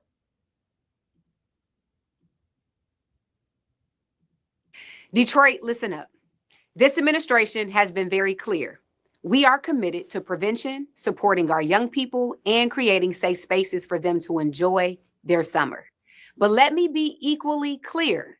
Prevention does not mean we are easing up on enforcement. Support for our youth does not mean there will be no accountability. Individuals who bring guns, incite violence, destroy property, disrupt public spaces, or engage in criminal or disorderly behavior will be held fully accountable. And parents, we need you actively involved in knowing where your children are, because accountability extends to parents as well. Let me also be clear, curfews will continue to be enforced. Our administration will continue to take the necessary steps to maintain order, protect public safety, and ensure that our downtown and our neighborhoods remain safe for residents, businesses, workers, and families. Most of our young people are doing the right thing, and they deserve safe, positive spaces to enjoy their summer. But we are not going to allow the actions of a small group to create chaos, threaten public safety, and damage our city.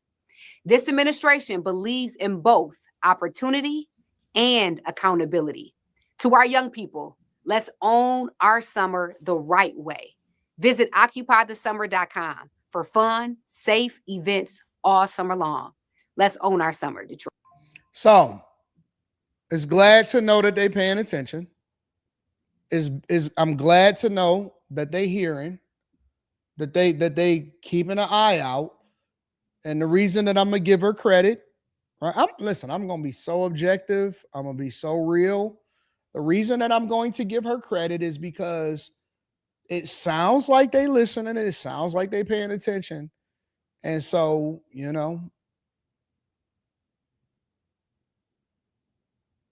when I held Chicago accountable, Brandon Johnson doubled down. When I hold Detroit accountable, it sounds like they're making some adjustments. So,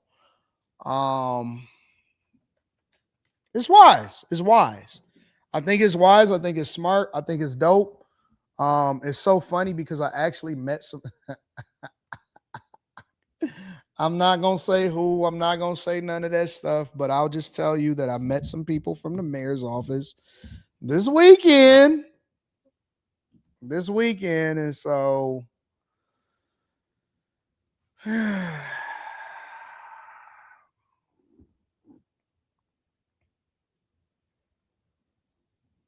shout out to the people in the mayor's office. Shout out to Detroit. Make hit a like for the algorithm, subscribe to the channel, and turn on the notifications. Here's what I'm trying to figure out, though. How come the people in y'all cities, right? Let me share another clip with y'all really quickly, because that's not the end of it.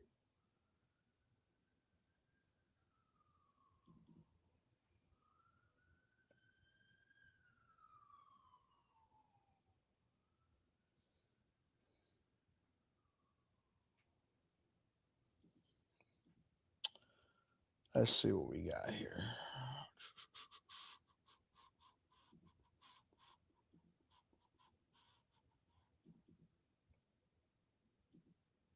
Police say 6 arrests were made in connection to the craziness and chaos here in Long Branch. And now the city has a stern warning for anybody who comes here with the intention of participating in disorder or violence, that you will be arrested and prosecuted. The sounds and sights of chaos by the beachfront in Long Branch Tuesday night. It was like the WWE yesterday. People jumping and dancing on cars along with fights. Look at us. Look at us. Look at us. Look at us. Look at us. I love black people, but I hate sometimes the culture. Why jump on the front of the cars? Why tear them up? Why? Long Branch. I ain't never even heard of Long Branch, New Jersey. I've never heard of Long Branch, New Jersey before in my life. As a matter of fact, I think I'm about to go to Atlantic City. Atlantic City is nice around this time of the year, right? I've never heard of Long Branch before in my life, and I think I'm about to go to Atlantic City. What's happening in Atlantic City? Is there anything popping off in Atlantic City? I ain't never been there before, but I keep saying that I'm going to go because I have to go when the weather is appropriate. Is there anybody in here that's from Atlantic City? Long Branch is on the other side of New Jersey. AC is lit. Don't go a block outside, though. Look at us. It's breaking out. Just some of the mayhem police say played out as several hundred teens and young adults descended onto the Pier Village area, many of them by train. It was 95 degrees out Tuesday, first nice day of the year, and everyone comes here because it's the closest beach in the whole shore. I feel like it always happens down here. Long Branch is now like the prime spot. Why y'all keep telling me not to go to Atlantic City? If you've been to Vegas, Atlantic City is trash. Don't go to Atlantic City. It's just the dirty beach and casino. Wow.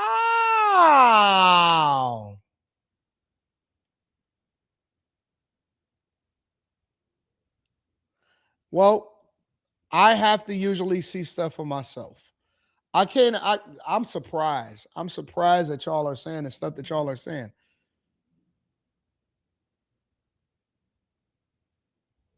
I'm surprised that y'all are saying the stuff that y'all are saying right now. Y'all telling me that going to Atlantic City, Cute Executive Suite, Emily says, nah, Atlantic City isn't trash. I figured that. OG says, I'll meet you there, boss. You coming to Atlantic City, OG?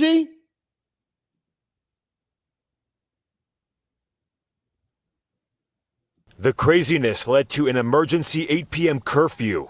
And then all of a sudden, the security for the resort came out and said that we had to get in the resort. They were locking it down. Then we got the Amber Alert on our phones that there was an imminent threat at Pier Village. 139 officers responded to the chaos along the boardwalk and surrounding streets, including 70 from other departments. 6 people in all were arrested. So I feel like we should just stop the violence, literally, because everyone was a fault of us. And as Memorial Day weekend kicks off, the city says beachgoers can expect a strong, visible police presence, with eyes also on social media, where the takeovers are promoted.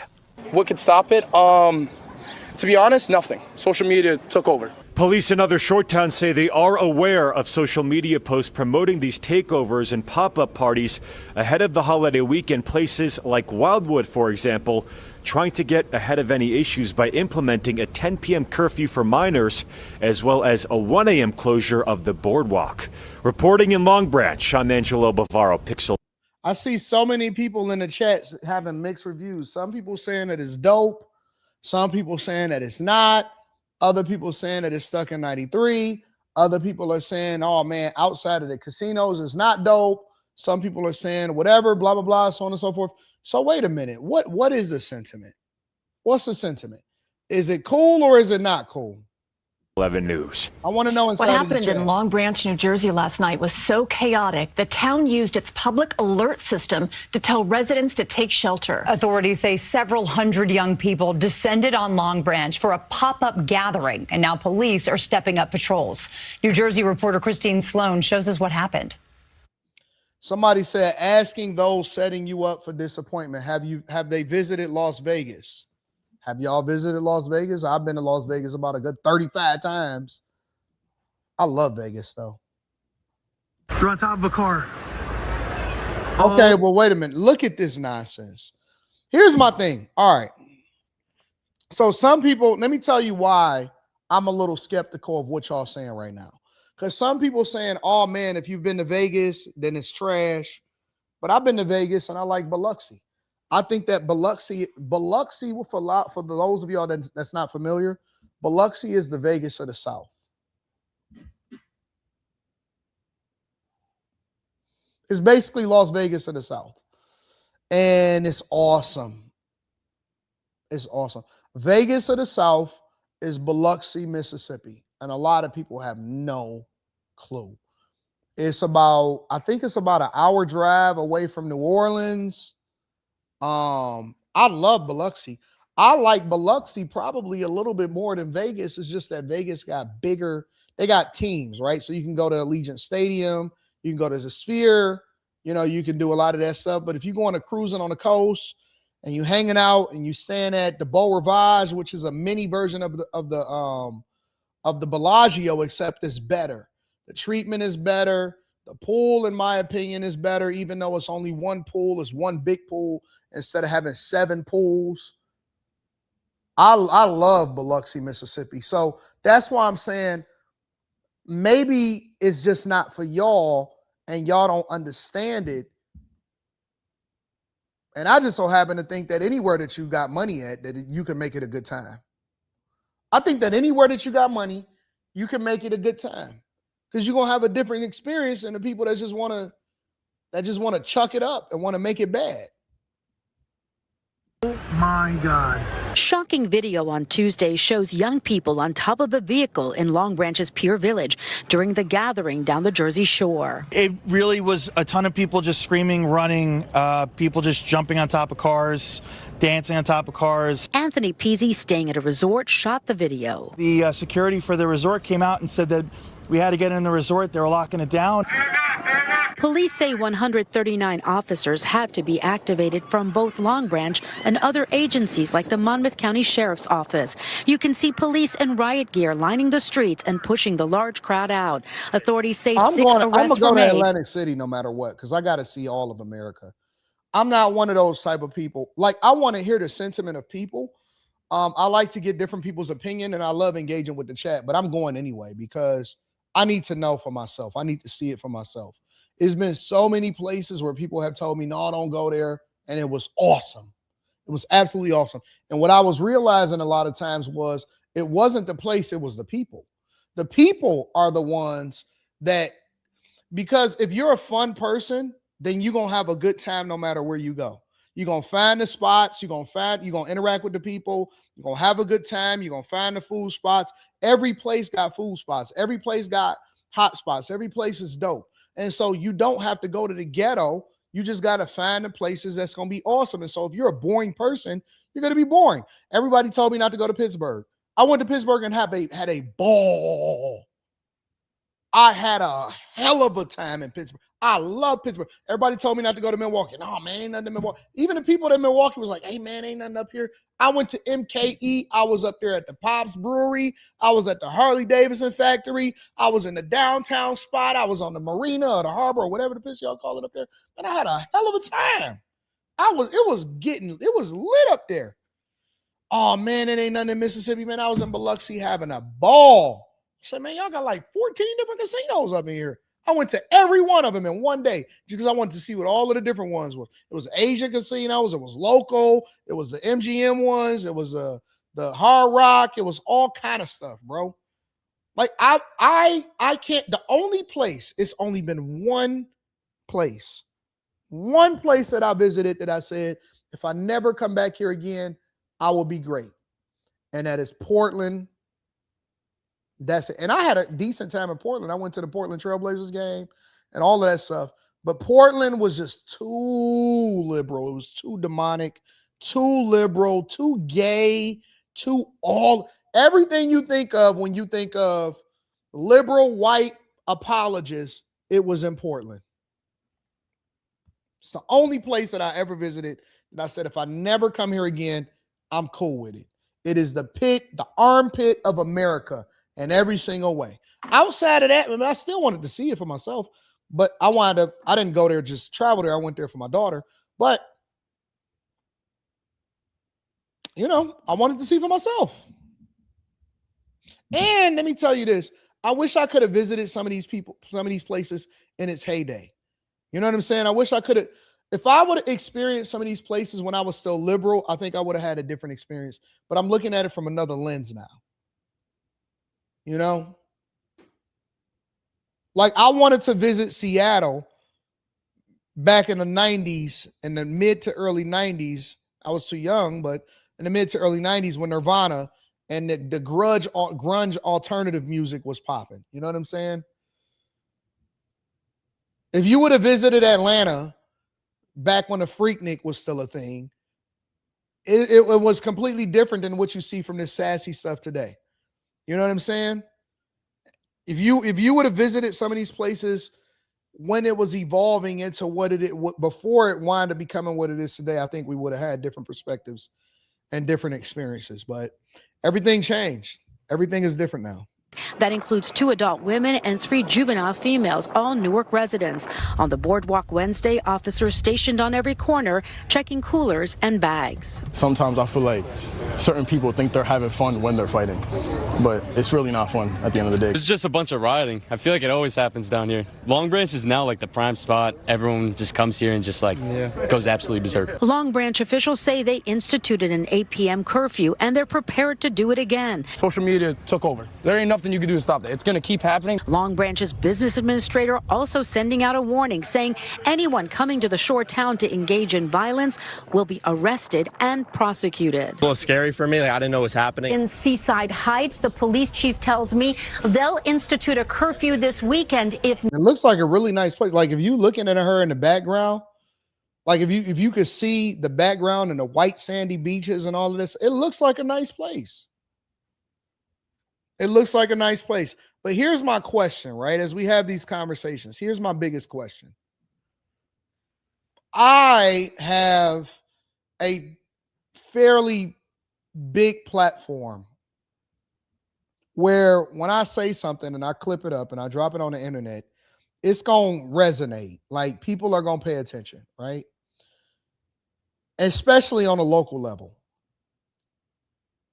With all of y'all big content creators in Atlanta and Miami and Tampa and New York and Los Angeles and Houston and Dallas and wherever y'all are, because everywhere has people that have motion, right? And your car says something interesting.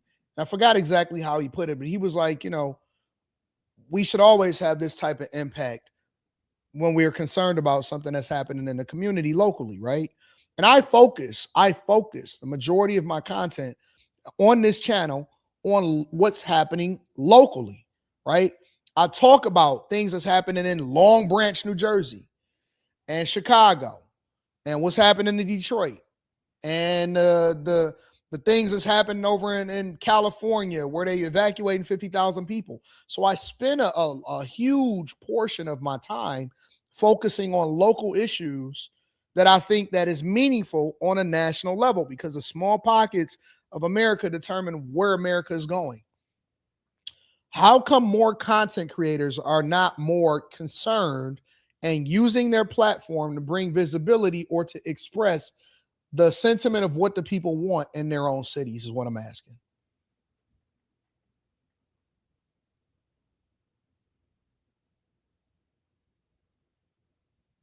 Why aren't people that are impactful and local to the area also using their platform to address issues that are meaningful to them in that particular community? Because if we can swing a whole election, if we can determine who is the president of the United States of America, and if the president, if all of these legislators, I can't tell you how many senators, how many Congress people that are running for office reach out to me in my state and say, Anton, can I get an endorsement? Or if I go to a party or if I go to a fundraiser event, how I get talked to by judges and I get talked to by senators and people that say that they watch the show on a regular basis.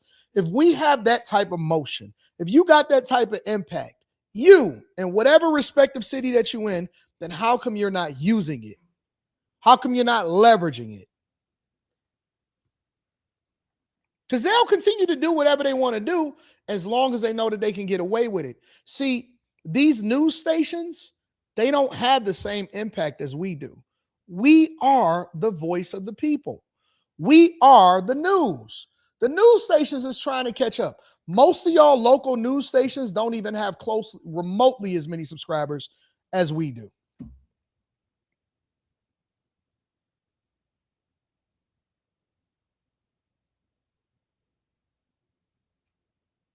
The news is not the new play. It's us. We're the ones that determine what happens in the culture. We can swing whole elections. We can determine who's going to invest in what in what city. Think about it. The minute that I said I had caught wind of the whole Belle Isle thing, right? That my man wanted to actually go and buy and lease out Belle Isle and then build it in development and put billions of dollars. Immediately they reach out to me and say, hey, listen, can we have a conversation? Can we have a conversation? If you don't think that you got motion because you don't think that people are reaching out to you and you don't think that people are watching, usually it's because they're on the other side of the fence and they don't want that type of visibility coming to them. So what they'll do is they'll observe and just hope that you don't talk about them because they don't want you to bring them into the fold. Listen to what I'm telling you. Everybody watches. Very few people actually, they're quiet. I went to the gas station one time. This was like a couple months ago. And some news people was there. And I seen the news vans. It was 2 news vans from whatever the local news stations was. And they said, dog, we watch you all the time. We watch you all the time. Oh, man, we love you. We love your stuff. The news is watching you. They paying attention to what you got going on.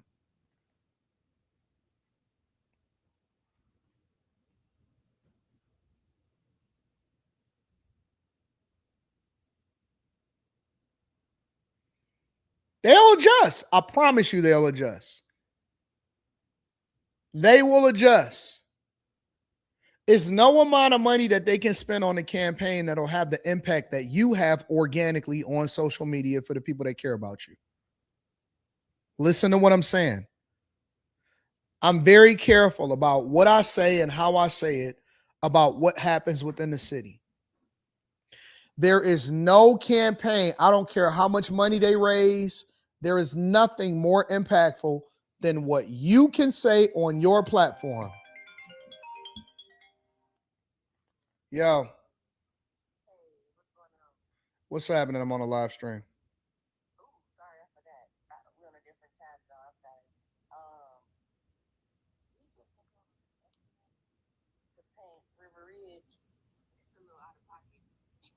I know somebody else that I could maybe get a second estimate from just to see. Yeah, I seen that crap. He said, and keep in mind you on live stream too, but just in general. Okay. I seen that email and it said $37,000 to paint. Exactly, and that's not even including the paint. I didn't want to say nothing because I was just gonna let you catch the email yourself. But $37,000 to do all interior painting, no exterior painting. I didn't even say nothing. I was so aggravated when I seen him propose that. And I was like, that don't even make sense. Yeah, that's crazy. It don't even make sense. That is crazy. 6 people, 12 days, $37,000 to do an interior paint job. Get the heck out of here. And it was aggravating because it's not like he hasn't painted all of the other houses that we got. And this one ain't even a new build. This is a redoing the one that we already got. So I was going to, when you got done with your vacation, I was going to tell you to go and look. No, I already know somebody that I can call. It's Angie's friend. It's the big crazy commercial building. He used to doing like big commercial buildings, she said. Tell him to give us a quote and we're gonna go from there. But I'm not paying close to $40,000 for paint. Yeah. And she said she'll do it. He trying to get me to he trying to get me to pay off his mortgage. Basically. I'm not paying off nobody's mortgage. When he went over there the first time, and gave me the estimate, it was half of that. So how did it double? Because he said he went back and he didn't know that we was getting new doors and all of this kind of stuff. What do new doors got to do with doubling the price? Because they got to be primed and painted. He said he didn't know he was gonna have to do all of that priming. Okay, you know. I was willing to max out at like 17. I thought it was gonna be like 17,000 or something like that. Right, I'm not paying 37,000 last time. Yeah, and still got to do the floors. So no, that's a no go. Andy said she got her ladder. She can do it. All right, I gotta get back to the live stream. All right, bye. Bye.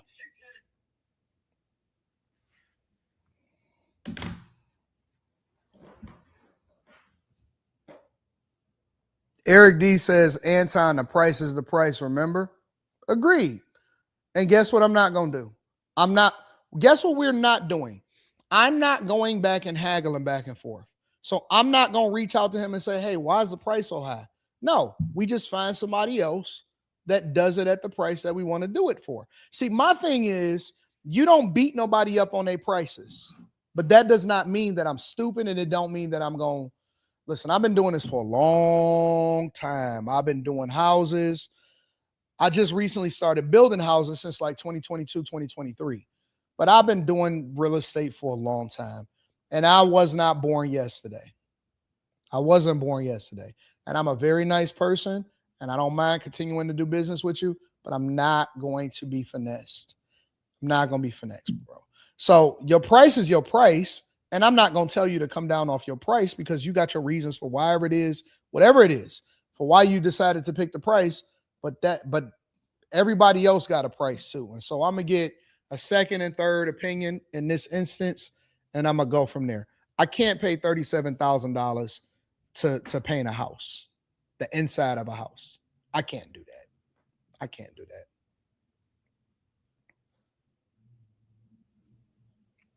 Somebody said a 12-day turnaround is quick. Keep that in mind. I don't care about the turnaround time. I don't have no mortgage. I'm not paying no mortgage. I'm not trying to figure out. I'm not trying to hurry up and get a tenant. I'm cool. What do you mean? I don't care about the turnaround time. I'll wait 2 to 3 months before I pay $37,000. That's not, no, never. Nope. Make sure you guys hit a like for the algorithm, subscribe to the channel, and turn on your notifications. Let me read some of these super chats. Yas Kid says, I'm an owner, op truck driver, and haul hazmat. It's crazy to me the proximity of these plants to the neighborhoods. For your information, Monster energy drinks flavoring is flammable. That's crazy. And I don't like energy drinks. I'm not drinking no energy drinks.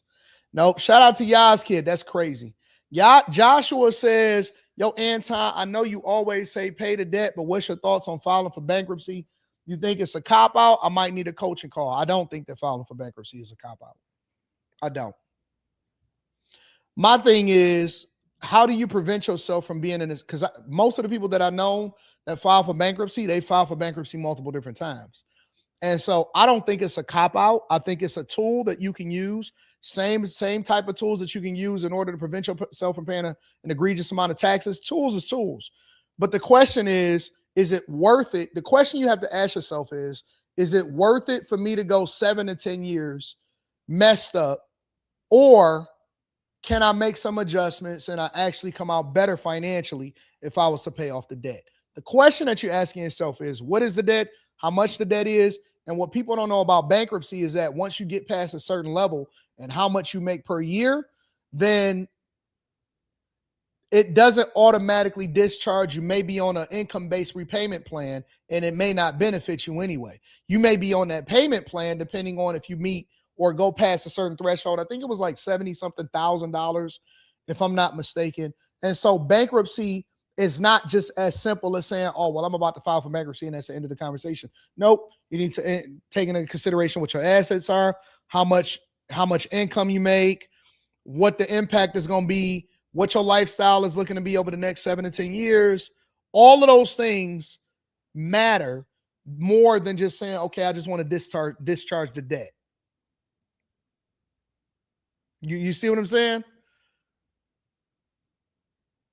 So it's more complicated than just saying, oh, I'm about to file for bankruptcy. Matter of fact, let me pull it up. Threshold for Chapter 7.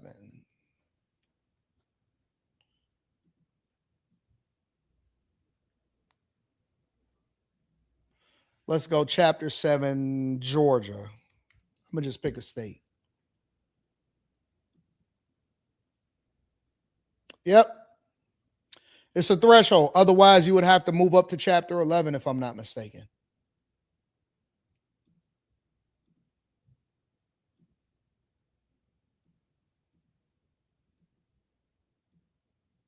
To qualify for Chapter 7 bankruptcy, in Georgia, you must pass the means test. It's called a means test. If your gross household income over the last 6 months is below the state median for your family size, you automatically qualify. If it's higher, allowed expenses deductions determine your disposable income to see if you qualify. In Georgia, one person, $68,000, 2 people, $84,000, 3 people, $101,000, 4 people, $123,000.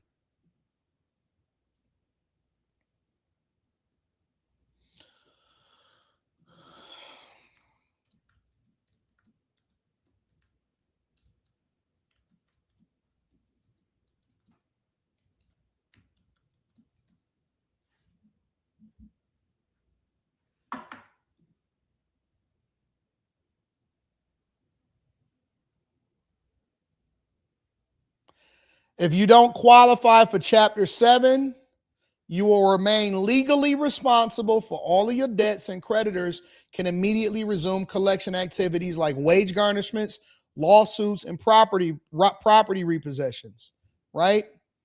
Or you can generally convert your case over to Chapter 13. Chapter 13 is basically an income-based repayment plan, and so you got to go through the means test. And that's what I'm saying. Like, it's more complicated, and stop listening to everybody on the internet that's just telling y'all, oh, just do this, oh, just do that. Nope, you can't just do that, because there's other factors that then determine if you qualify for being able to just get in Chapter 7, in which you can discharge all of your debts, or and then have that bankruptcy on your credit report, or if you then have to convert over to Chapter 13, which basically gives you an income-based repayment plan, and then you're still on the hook for all of those debts. So then that factors in. So that's what I'm saying. It's not as simple as just saying, oh man, it's a cop-out. I don't think it's a cop-out. I think it's different things that go into it to help determine if that makes the most sense for your situation. Chase Barnes says, here's one solution: put all of the parents and the kids in weekend jail for the entire summer, including holidays that will set them straight. Wesley Turner says, Anton Lansky is a hidden hand in Detroit. Wesley Turner says, I work about 7 minutes away from Pier Village at Long Branch. These folks are from Newark and that surrounding area. The Jersey Shore is a resort area. I'm going to Jersey. I'm going to need to see it for myself. OG Kinda says, AD, if the big man has the ball and the key and passes it out to the half court for the open shot, what you doing as the coach? Fi Brown with the bad take. Shout out to Fi Brown with the bad take on Saturday, on Sunday. On Sunday, Fi Brown was crazy with that take. I was like, and everybody on the panel was just looking like, oh, Anton, yeah, man, that's just normal take. And I was like, no, y'all crazy. Dev Reedy says, what do you think about the Dodge Copperhead? What is the Dodge Copperhead? Let me see.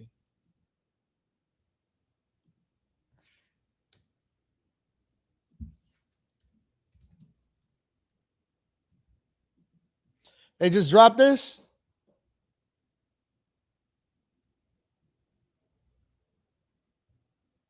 Is this a real thing though?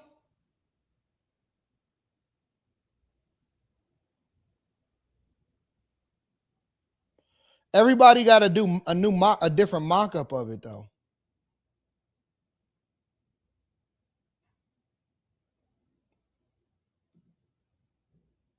Though Dodge has been very, very busy, and now we have a sneak peek of the upcoming Dodge Copperhead. Or do we? Because from what journalists have been accounting for from seeing this vehicle in person, I'm not so sure this is what I think this car is going to be. Especially with TK's Garage and with myself, what we've been hearing from sources previously, Copperhead. And it's not the Fuda and the Charger. They haven't dropped it yet. But I know what is trash.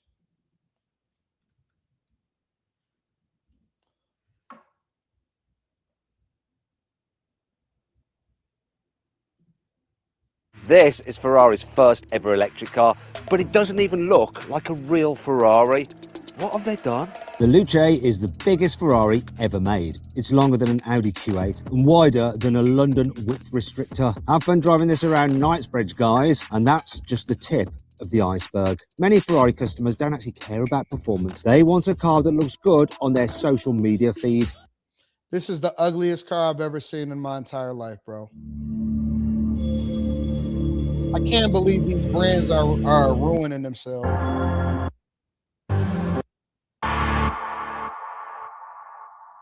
Do all of the sounds and stuff.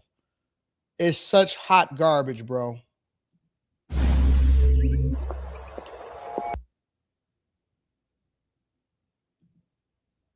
And right now, enjoy free delivery on orders over $50. Kroger. Well, this is... You saw Kevin Hart roast recently? Or electric motors, range of 330 miles. Look at this POS. Look at this garbage.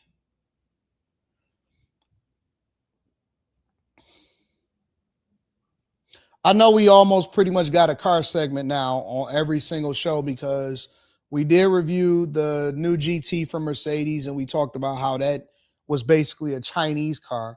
And now Ferrari decides to drop this POS, the Luce, right? I remember the Ferrari for the F430, for, for the Testarossa, for all of that type of stuff. Look at this garbage. It's an Apple car. They hired Johnny Ives for their Love brand. A lot of people don't know. Now, the interior is dope. It gives a really dope take, and I think that Marquise Brownlee did a phenomenal job highlighting the interior. Integrating both buttons and technology as far as into the interior. I love the way that they designed the interior. The exterior is garbage. This is an Apple car. This is probably what the Apple car was supposed to be when they were developing. They basically hired Johnny Ives, who was the former designer over at Apple, the chief designer over at Apple during the Steve Jobs era. And they brought this garbage in here, and look at this. Look at this POS, fat, ugly, trash car. And I ain't even tripping the fact that it's electric, because the Porsche, this is why we gonna learn to appreciate Porsche, because the Porsche Taycan that is what an electric vehicle from a exotic supercar, hypercar making historical brand is supposed to look like. Let me show you the difference.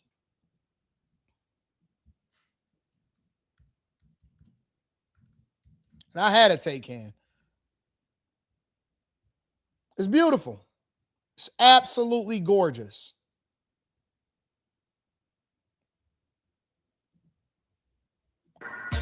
Look at the difference. Harder, better, faster, stronger. Now, I think a Porsche's design team. That is what an electric vehicle, if you're going to do it, this is what it's supposed to look like. I don't know what this POS is. Look at this. Look at this trash. Look, the Rolls-Royce nailed the Spectre. The Spectre was awesome also. Look at this. This is a Ferrari. This is a Ferrari, bro. And I know that the lady's not going to get it because they're going to be like, oh, yeah, it looks all cute. Let me show you something. Watch this. Tell me how cute it is.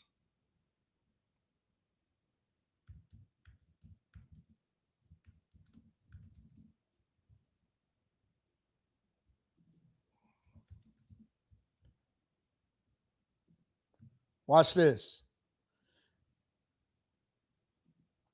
They are charging $640,000 for this POS. Oh my God, bro. They are charging.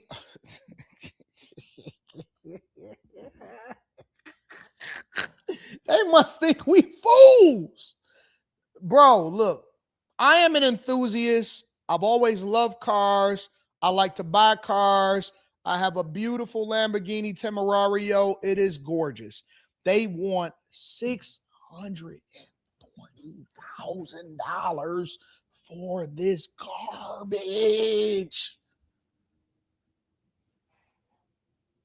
That's crazy.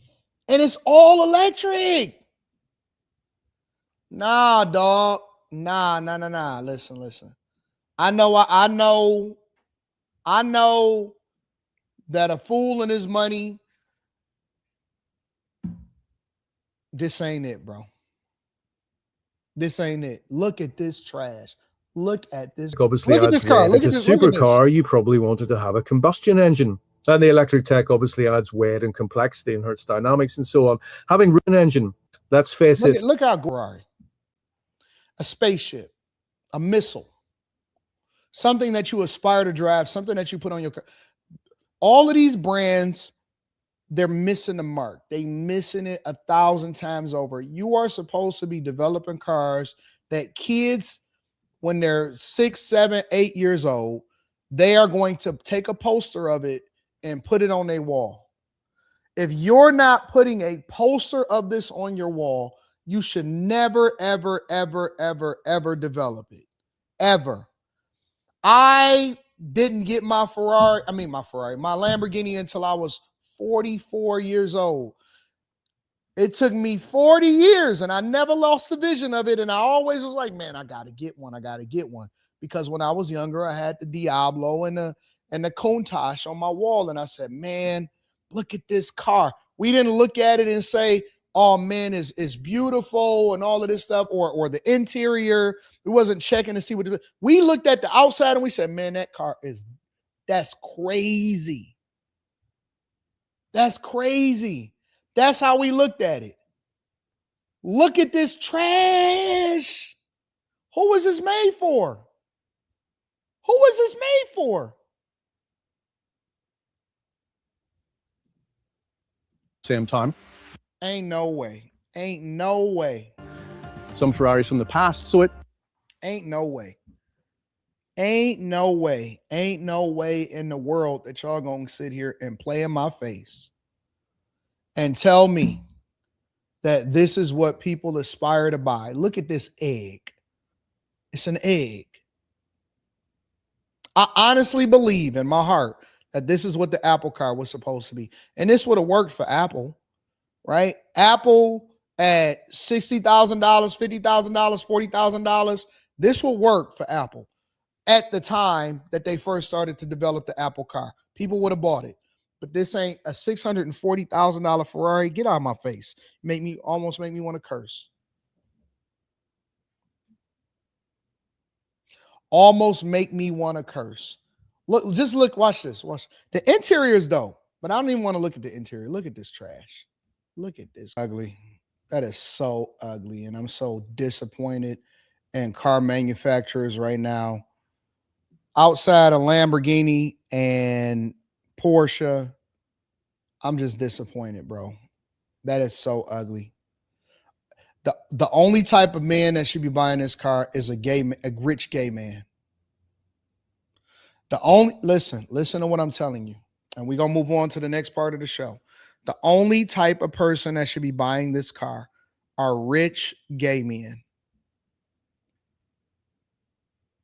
If you are not interested in the circle jerk, then don't buy this car. If you have an extraordinary amount of money,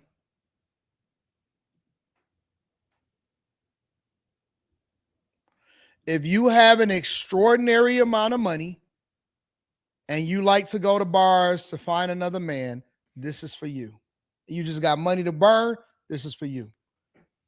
If you have any level of testosterone and you're not thinking about getting this exchange, this is not for you.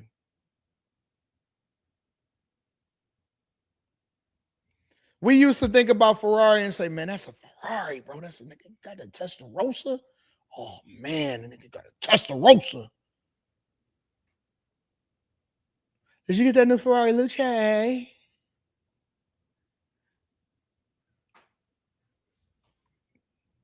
you see that new Luce? Luce is here.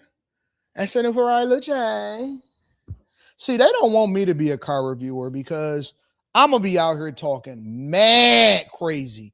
I'm not going to be like Carwile and all of these people. I'm going to be having a completely different perspective. Maybe that's what I need to do. Maybe I need to do a car channel so that I can really talk my talk. Because I'm going to tell you, do you want to be a gay man riding around in California or San Francisco trying to pick up other men's? Well, if you're trying to look at other men's, then this is definitely for you. But if you're not trying to look at other men's, then this is not for you. Do you like laying on your front and letting another man lay on top of you? Then this is for you. If you don't like laying on your front and letting another man lay on top of you, then this is not for you. That's what my car review would be. Do you like hanging out with the boys? If you like hanging out with all the boys, then this is definitely the car for you. If you don't like hanging out with the boys, then make sure that you go and get a regular car.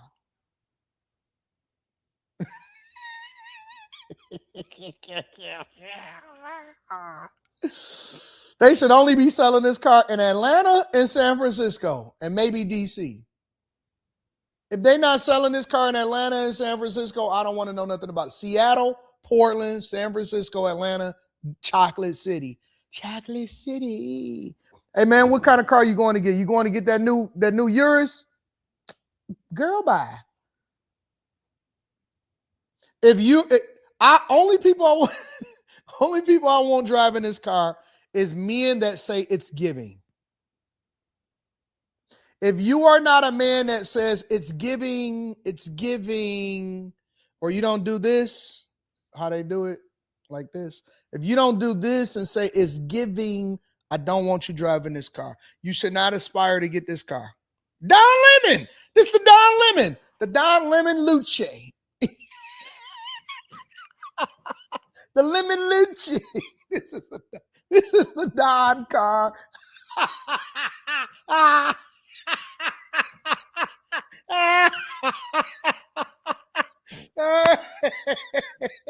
Hey.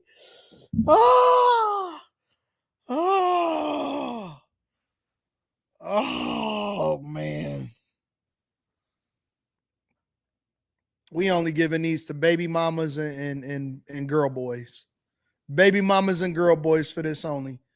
Only people that can get away with this is baby mamas and girl boys. This is for rich men to get their baby mama a car. Hey, baby girl, this is what you give them when you punishing them. You know what? I'm taking your G63. What you gonna give me? It's still respectable. It's still expensive, but you gonna get that new Ferrari Luce.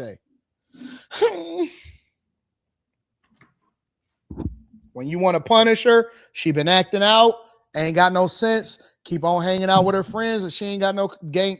She don't have no kind of control over what she doing, and she still want to keep on acting like she ain't got no sense. Are you still talking back? Okay, give me them keys. I got something for you. I got a Luce for you. Luce. Now you can zoom around in the car instead of your G63. You can zoom around in this. I don't want to see nothing but baby mamas and influencer men with this. Cute Executive MLE says, go to Atlantic City, bro. It ain't Vegas. But they have a lot of places to eat, comedy shows, celeb DJs, lit boardwalk in the summer. Oh, okay. Outlet Mall. I'm not going to be at the Outlet Mall. Carnival. I might be at the Carnival. Nightlife. That sounds like it's popping. Let me know when you're going. Bet. You know what I need to do? What I like to do is I like to travel around an event.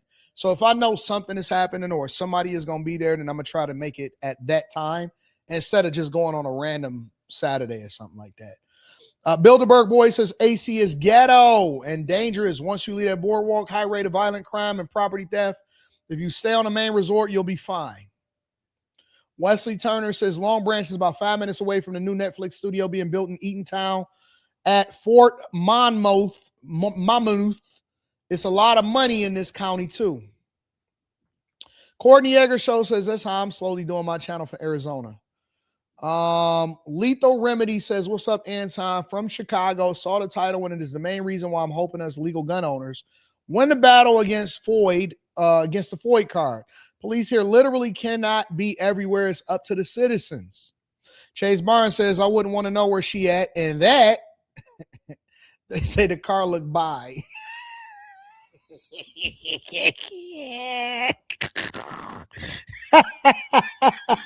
How does the car look by? Oh my God. Eddie Edify says, hey, D, what do you think about moving to North Carolina? Tons of opportunity in this well-managed state. You know, the chat has now convinced me that I don't need to move, but I need to spend an extraordinary amount of time in different places. So what I'm going to do is I'm going to opt out of moving. My home is always going to be here in Detroit for now. And I think I'm going to start spending summers in different places. So maybe I'll split the summer up and I'll go to like North Carolina for a little bit. And then I'll go to Tampa for the winter or something like that. You know what I'm saying? More Than Mellow says, pass my security. Yeah. Now to convert it to a bag. You pass your security plus? That's what's up. Call me Tazzy in the building says, copped it 2 months ago to take in.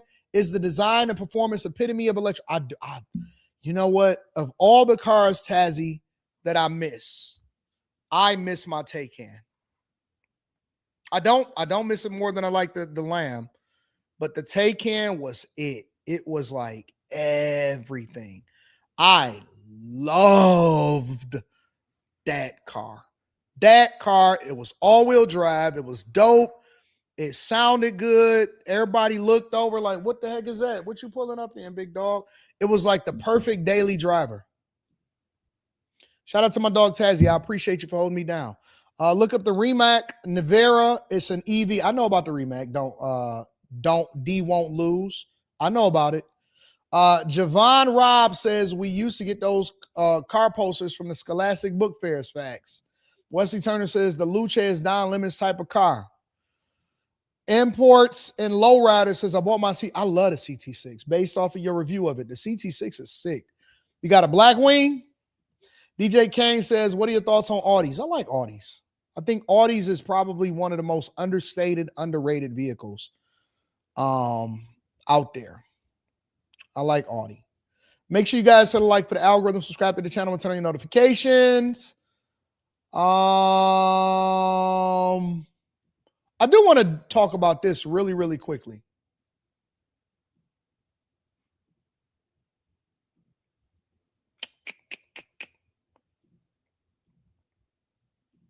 Are getting the word out about a sexually transmitted form of ringworm that's newly made its way into the U.S. So far, there's one reported case, and it is here in New York.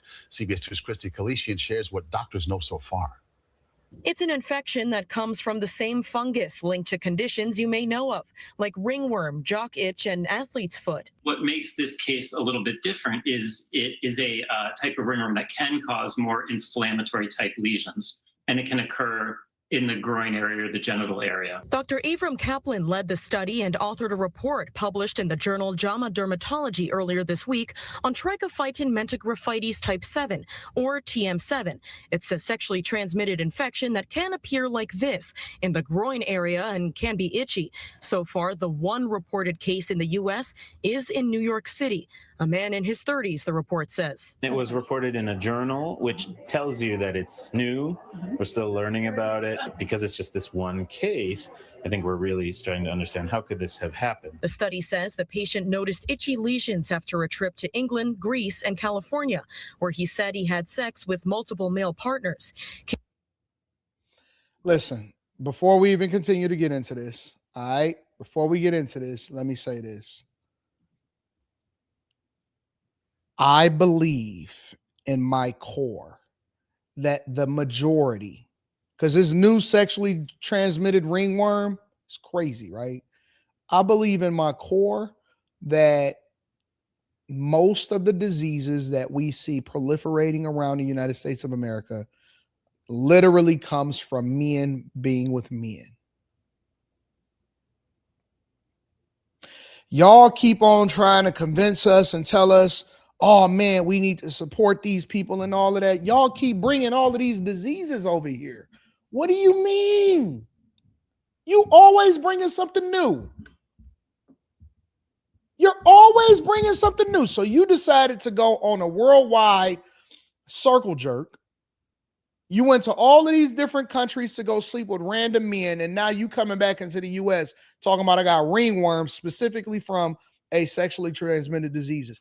Listen. I got to put this at the feet of most men that most of the diseases that you see proliferating around comes from men being with other men. I believe that straight heterosexual men have a much lower chance of contracting a STD than a bisexual. I used to be gay. I went on a whirlwind. I was drunk this night. I went to the movement festival and was partying with liberals. I believe that straight heterosexual men and women that are with men that are straight and heterosexual have a much, much, much lower chance of ever catching anything than a person that is just out here living la vida loca.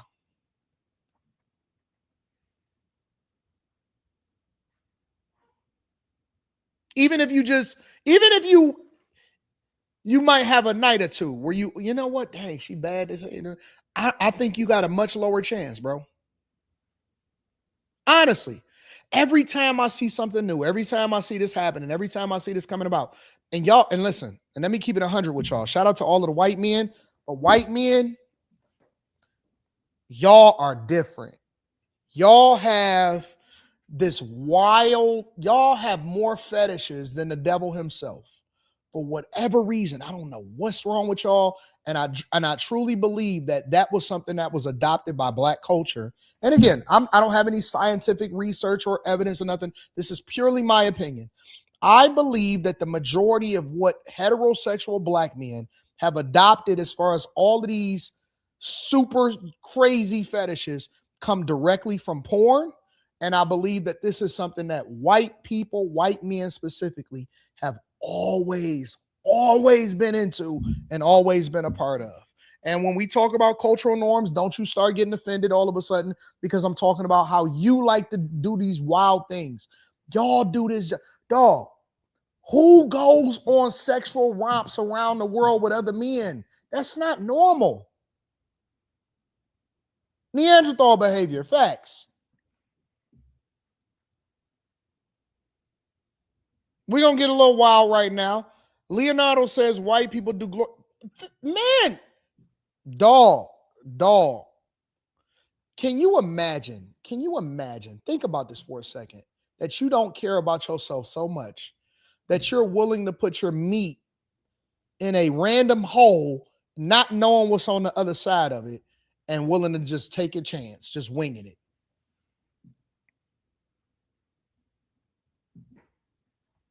Just winging it. Think about that for a second. You're willing to put your meat in a hole and don't even know it could be an alligator on the other side. It could be a whole man over there. It could be a woman. You just don't care. You just like, you know what? I'm just going to take a chance and I'm going to just go for it. That's what it is. That's what a glory hole is. Talking about glory holes on the Man That Morning Show.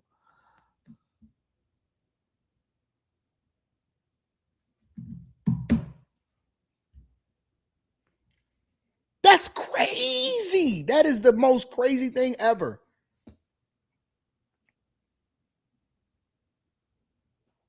That's the craziest thing ever. Somebody said, how do we get here? Well, we talking about this new sexually transmitted disease that is now proliferating, starting in New York. The first case of it is in New York, and we're going to see how it spread. Y'all get boxed from y'all animals. Y'all like young, underage people. Man, that's not normal. That ain't normal at all. That ain't never been normal. And this is historically way back. This has been in the Roman Empire, boys liking boys and all of this stuff. And it's like, what do you mean you're drawing whole portraits? There's whole portraits that sell for millions of dollars and paintings of a boy painting another boy. How do you get into that? Have you seen women? Have you seen how beautiful they are? Have you seen a woman drop her gown and you be like, oh, you just marvel. That's what I do. I do what I call an inspection. Like, hey, come here for a minute. Let me see you. And I just be marveling like, this is nothing but God can make this thing. Nothing but God can make a woman. Seriously. Have you looked at a woman's body? It's a thing of, I understand why we all have fallen victim to women in life. I understand that no matter how strong we are, no matter how many guns we develop, no matter how many countries we conquer, you just look at a woman and you just be like, oh, Jesus. You turn her around and you turn her again and you turn her around and you turn her again, you be like, oh my God.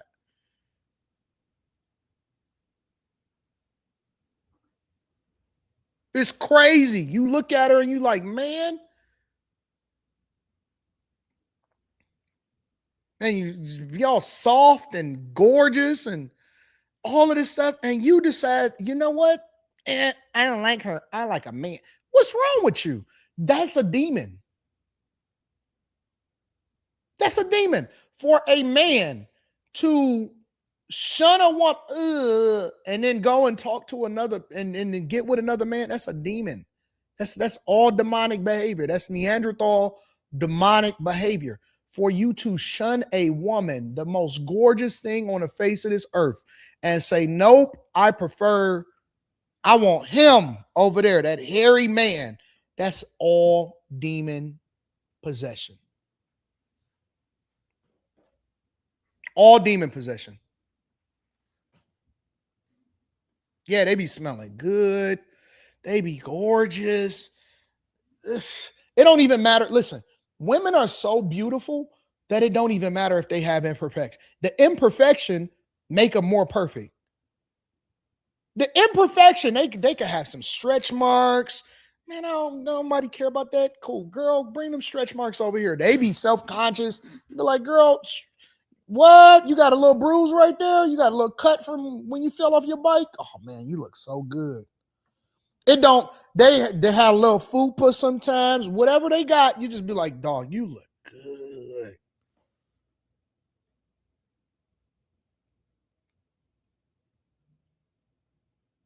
They just all gorgeous. All gorgeous. Just beautiful. Just incredible. Incredible. And you get with a dude that like both.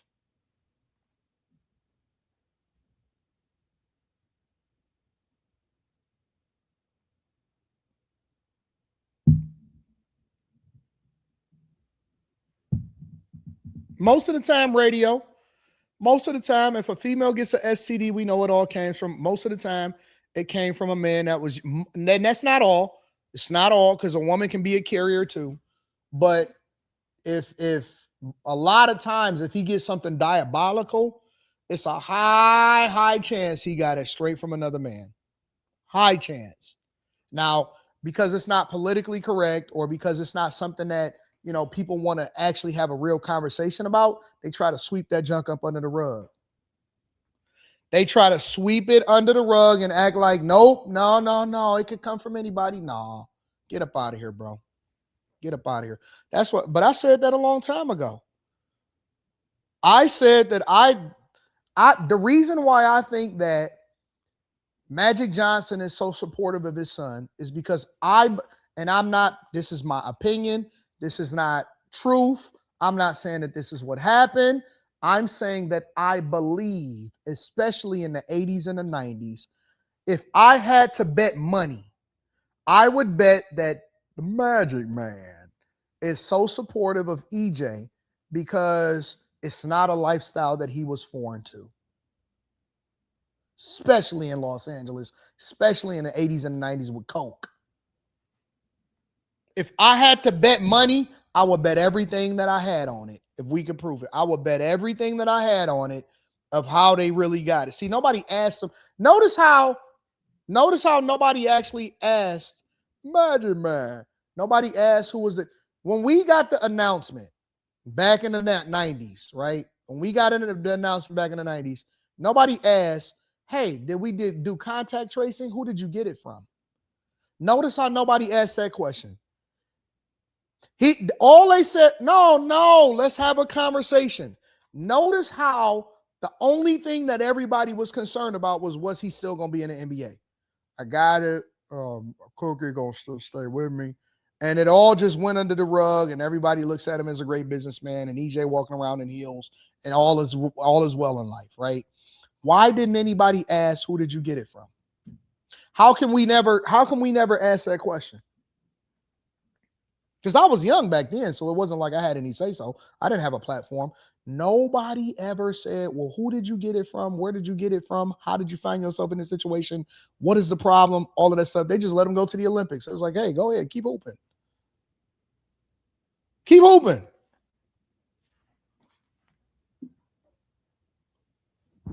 Throw the ball behind the back. And that's how them old school players used to do. Everything was over dramatic. It wasn't subtle. It was.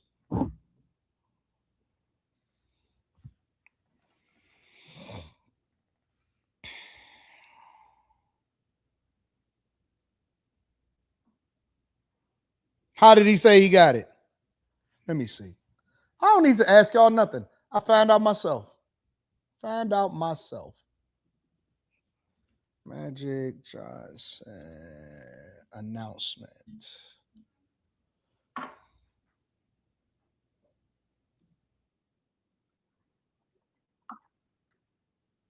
Getting worse and worse. We would like to get an answer sooner or later. Quickly tell us what is going on here.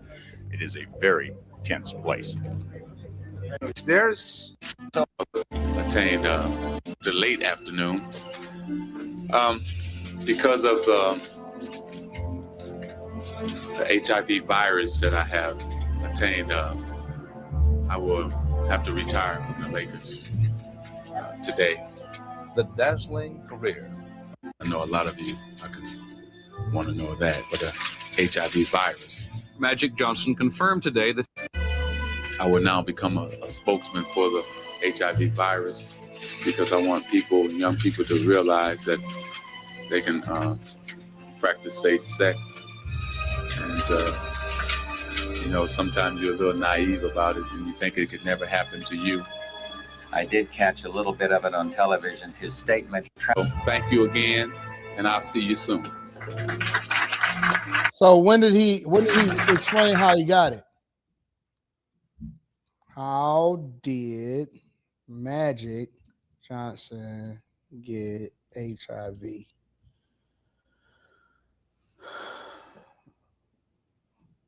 Says Magic Johnson contracted HIV through unprotected heterosexual sex with a woman who had the virus.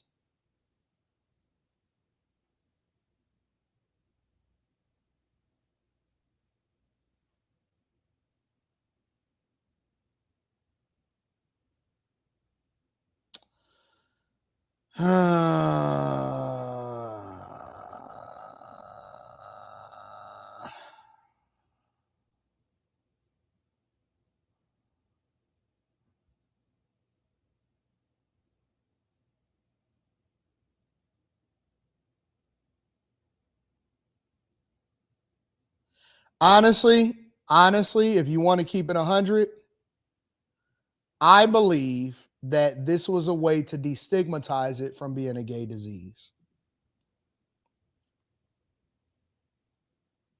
Listen. This is not, I'm just giving my opinion. I believe that this was a way for them to remove the stigmatization of it being a gay disease. I believe that this, man, come on, man. Y'all not going to keep on playing in my face and thinking that I'm dumb. Who was the woman then? Who was the woman? Who was the woman? This was a way for them to normalize and then ultimately push this agenda known as the alphabet community into our faces. Now it's normal because they needed a celebrity spokesperson that also could say, nope, I didn't get it that way. I got it this way. So now because he became an advocate and now he normalized it, it became something that we then destigmatized and continued to push forward when it came to this agenda that hijacked the civil rights movement, which hijacked the feminist movement. I believe in my core and on everything that's in me that this is absolutely positively something that was being pushed, and he wound up becoming a spokesperson, and we celebrated it for him, and we gave him all of the props, and we continue to give him all of the visibility, and we continue to act like it never happened. Come on, man. Come on.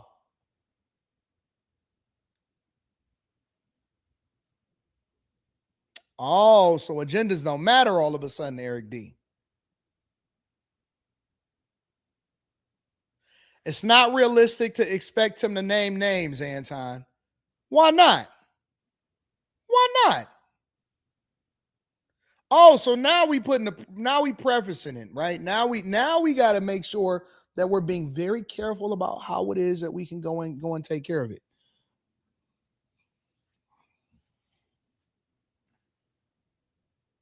Well, of course he's not going to name names, especially if his name is Jason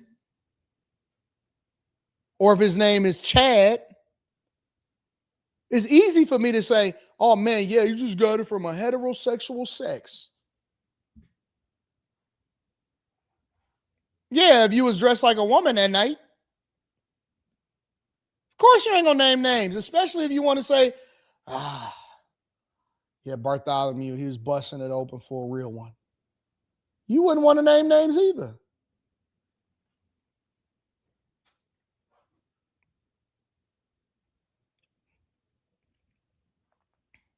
Absolutely, I think he's. Oh man. Yes, you know, it's the magic man. It's the magic man. Absolutely, 1,000%. I think he as sassy as could ever be.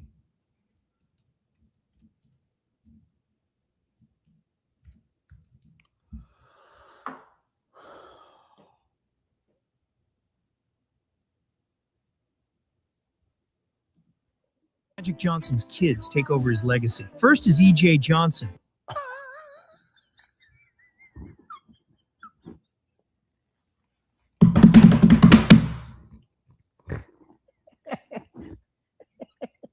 Come on, dog. Come on, man. Y'all not going to keep on playing in my face, man. Look at Steve talking to EJ. What about your dad's sense of style? How would you describe it? I feel like you guys are kind of on the same page. It's very kind of this like old school black man coming in to the new world, you know? Look at Steve.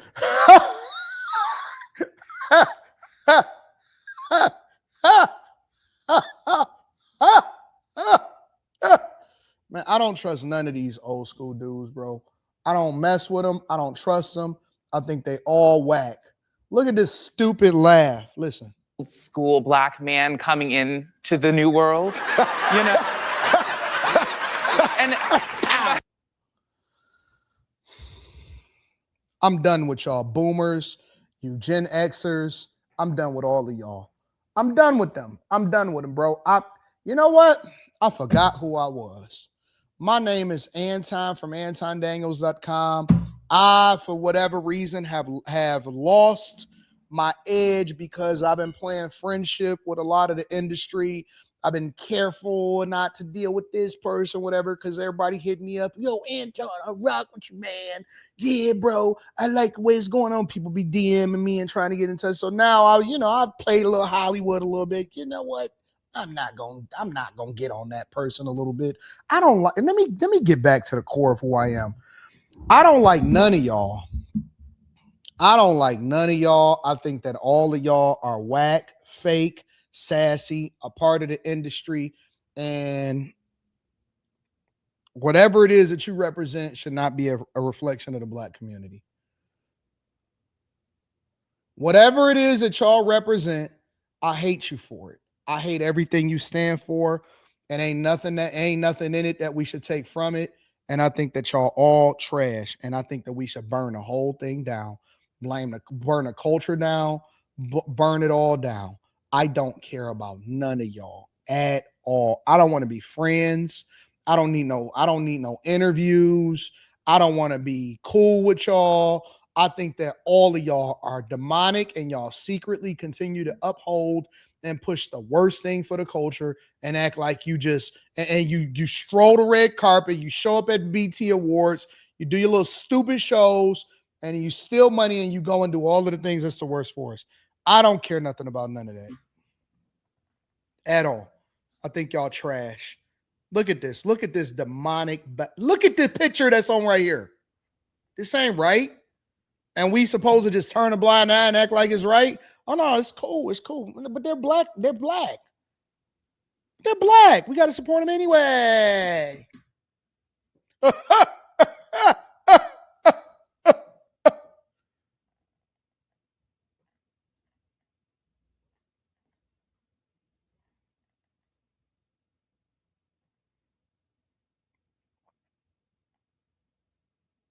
Nah, I'm good. Don't worry. We back, y'all. We back. After hours is tonight. After hours is tonight. I'm dropping a vlog on Patreon today. After hours tonight, Patreon vlog today. We back. You know what? I got Lambo Daniels had got a little caught up in himself. You know what I'm saying? But we gonna get to it. We gonna get to it. Yeah, he's 6'12", Ange. How you gonna be 6'12"?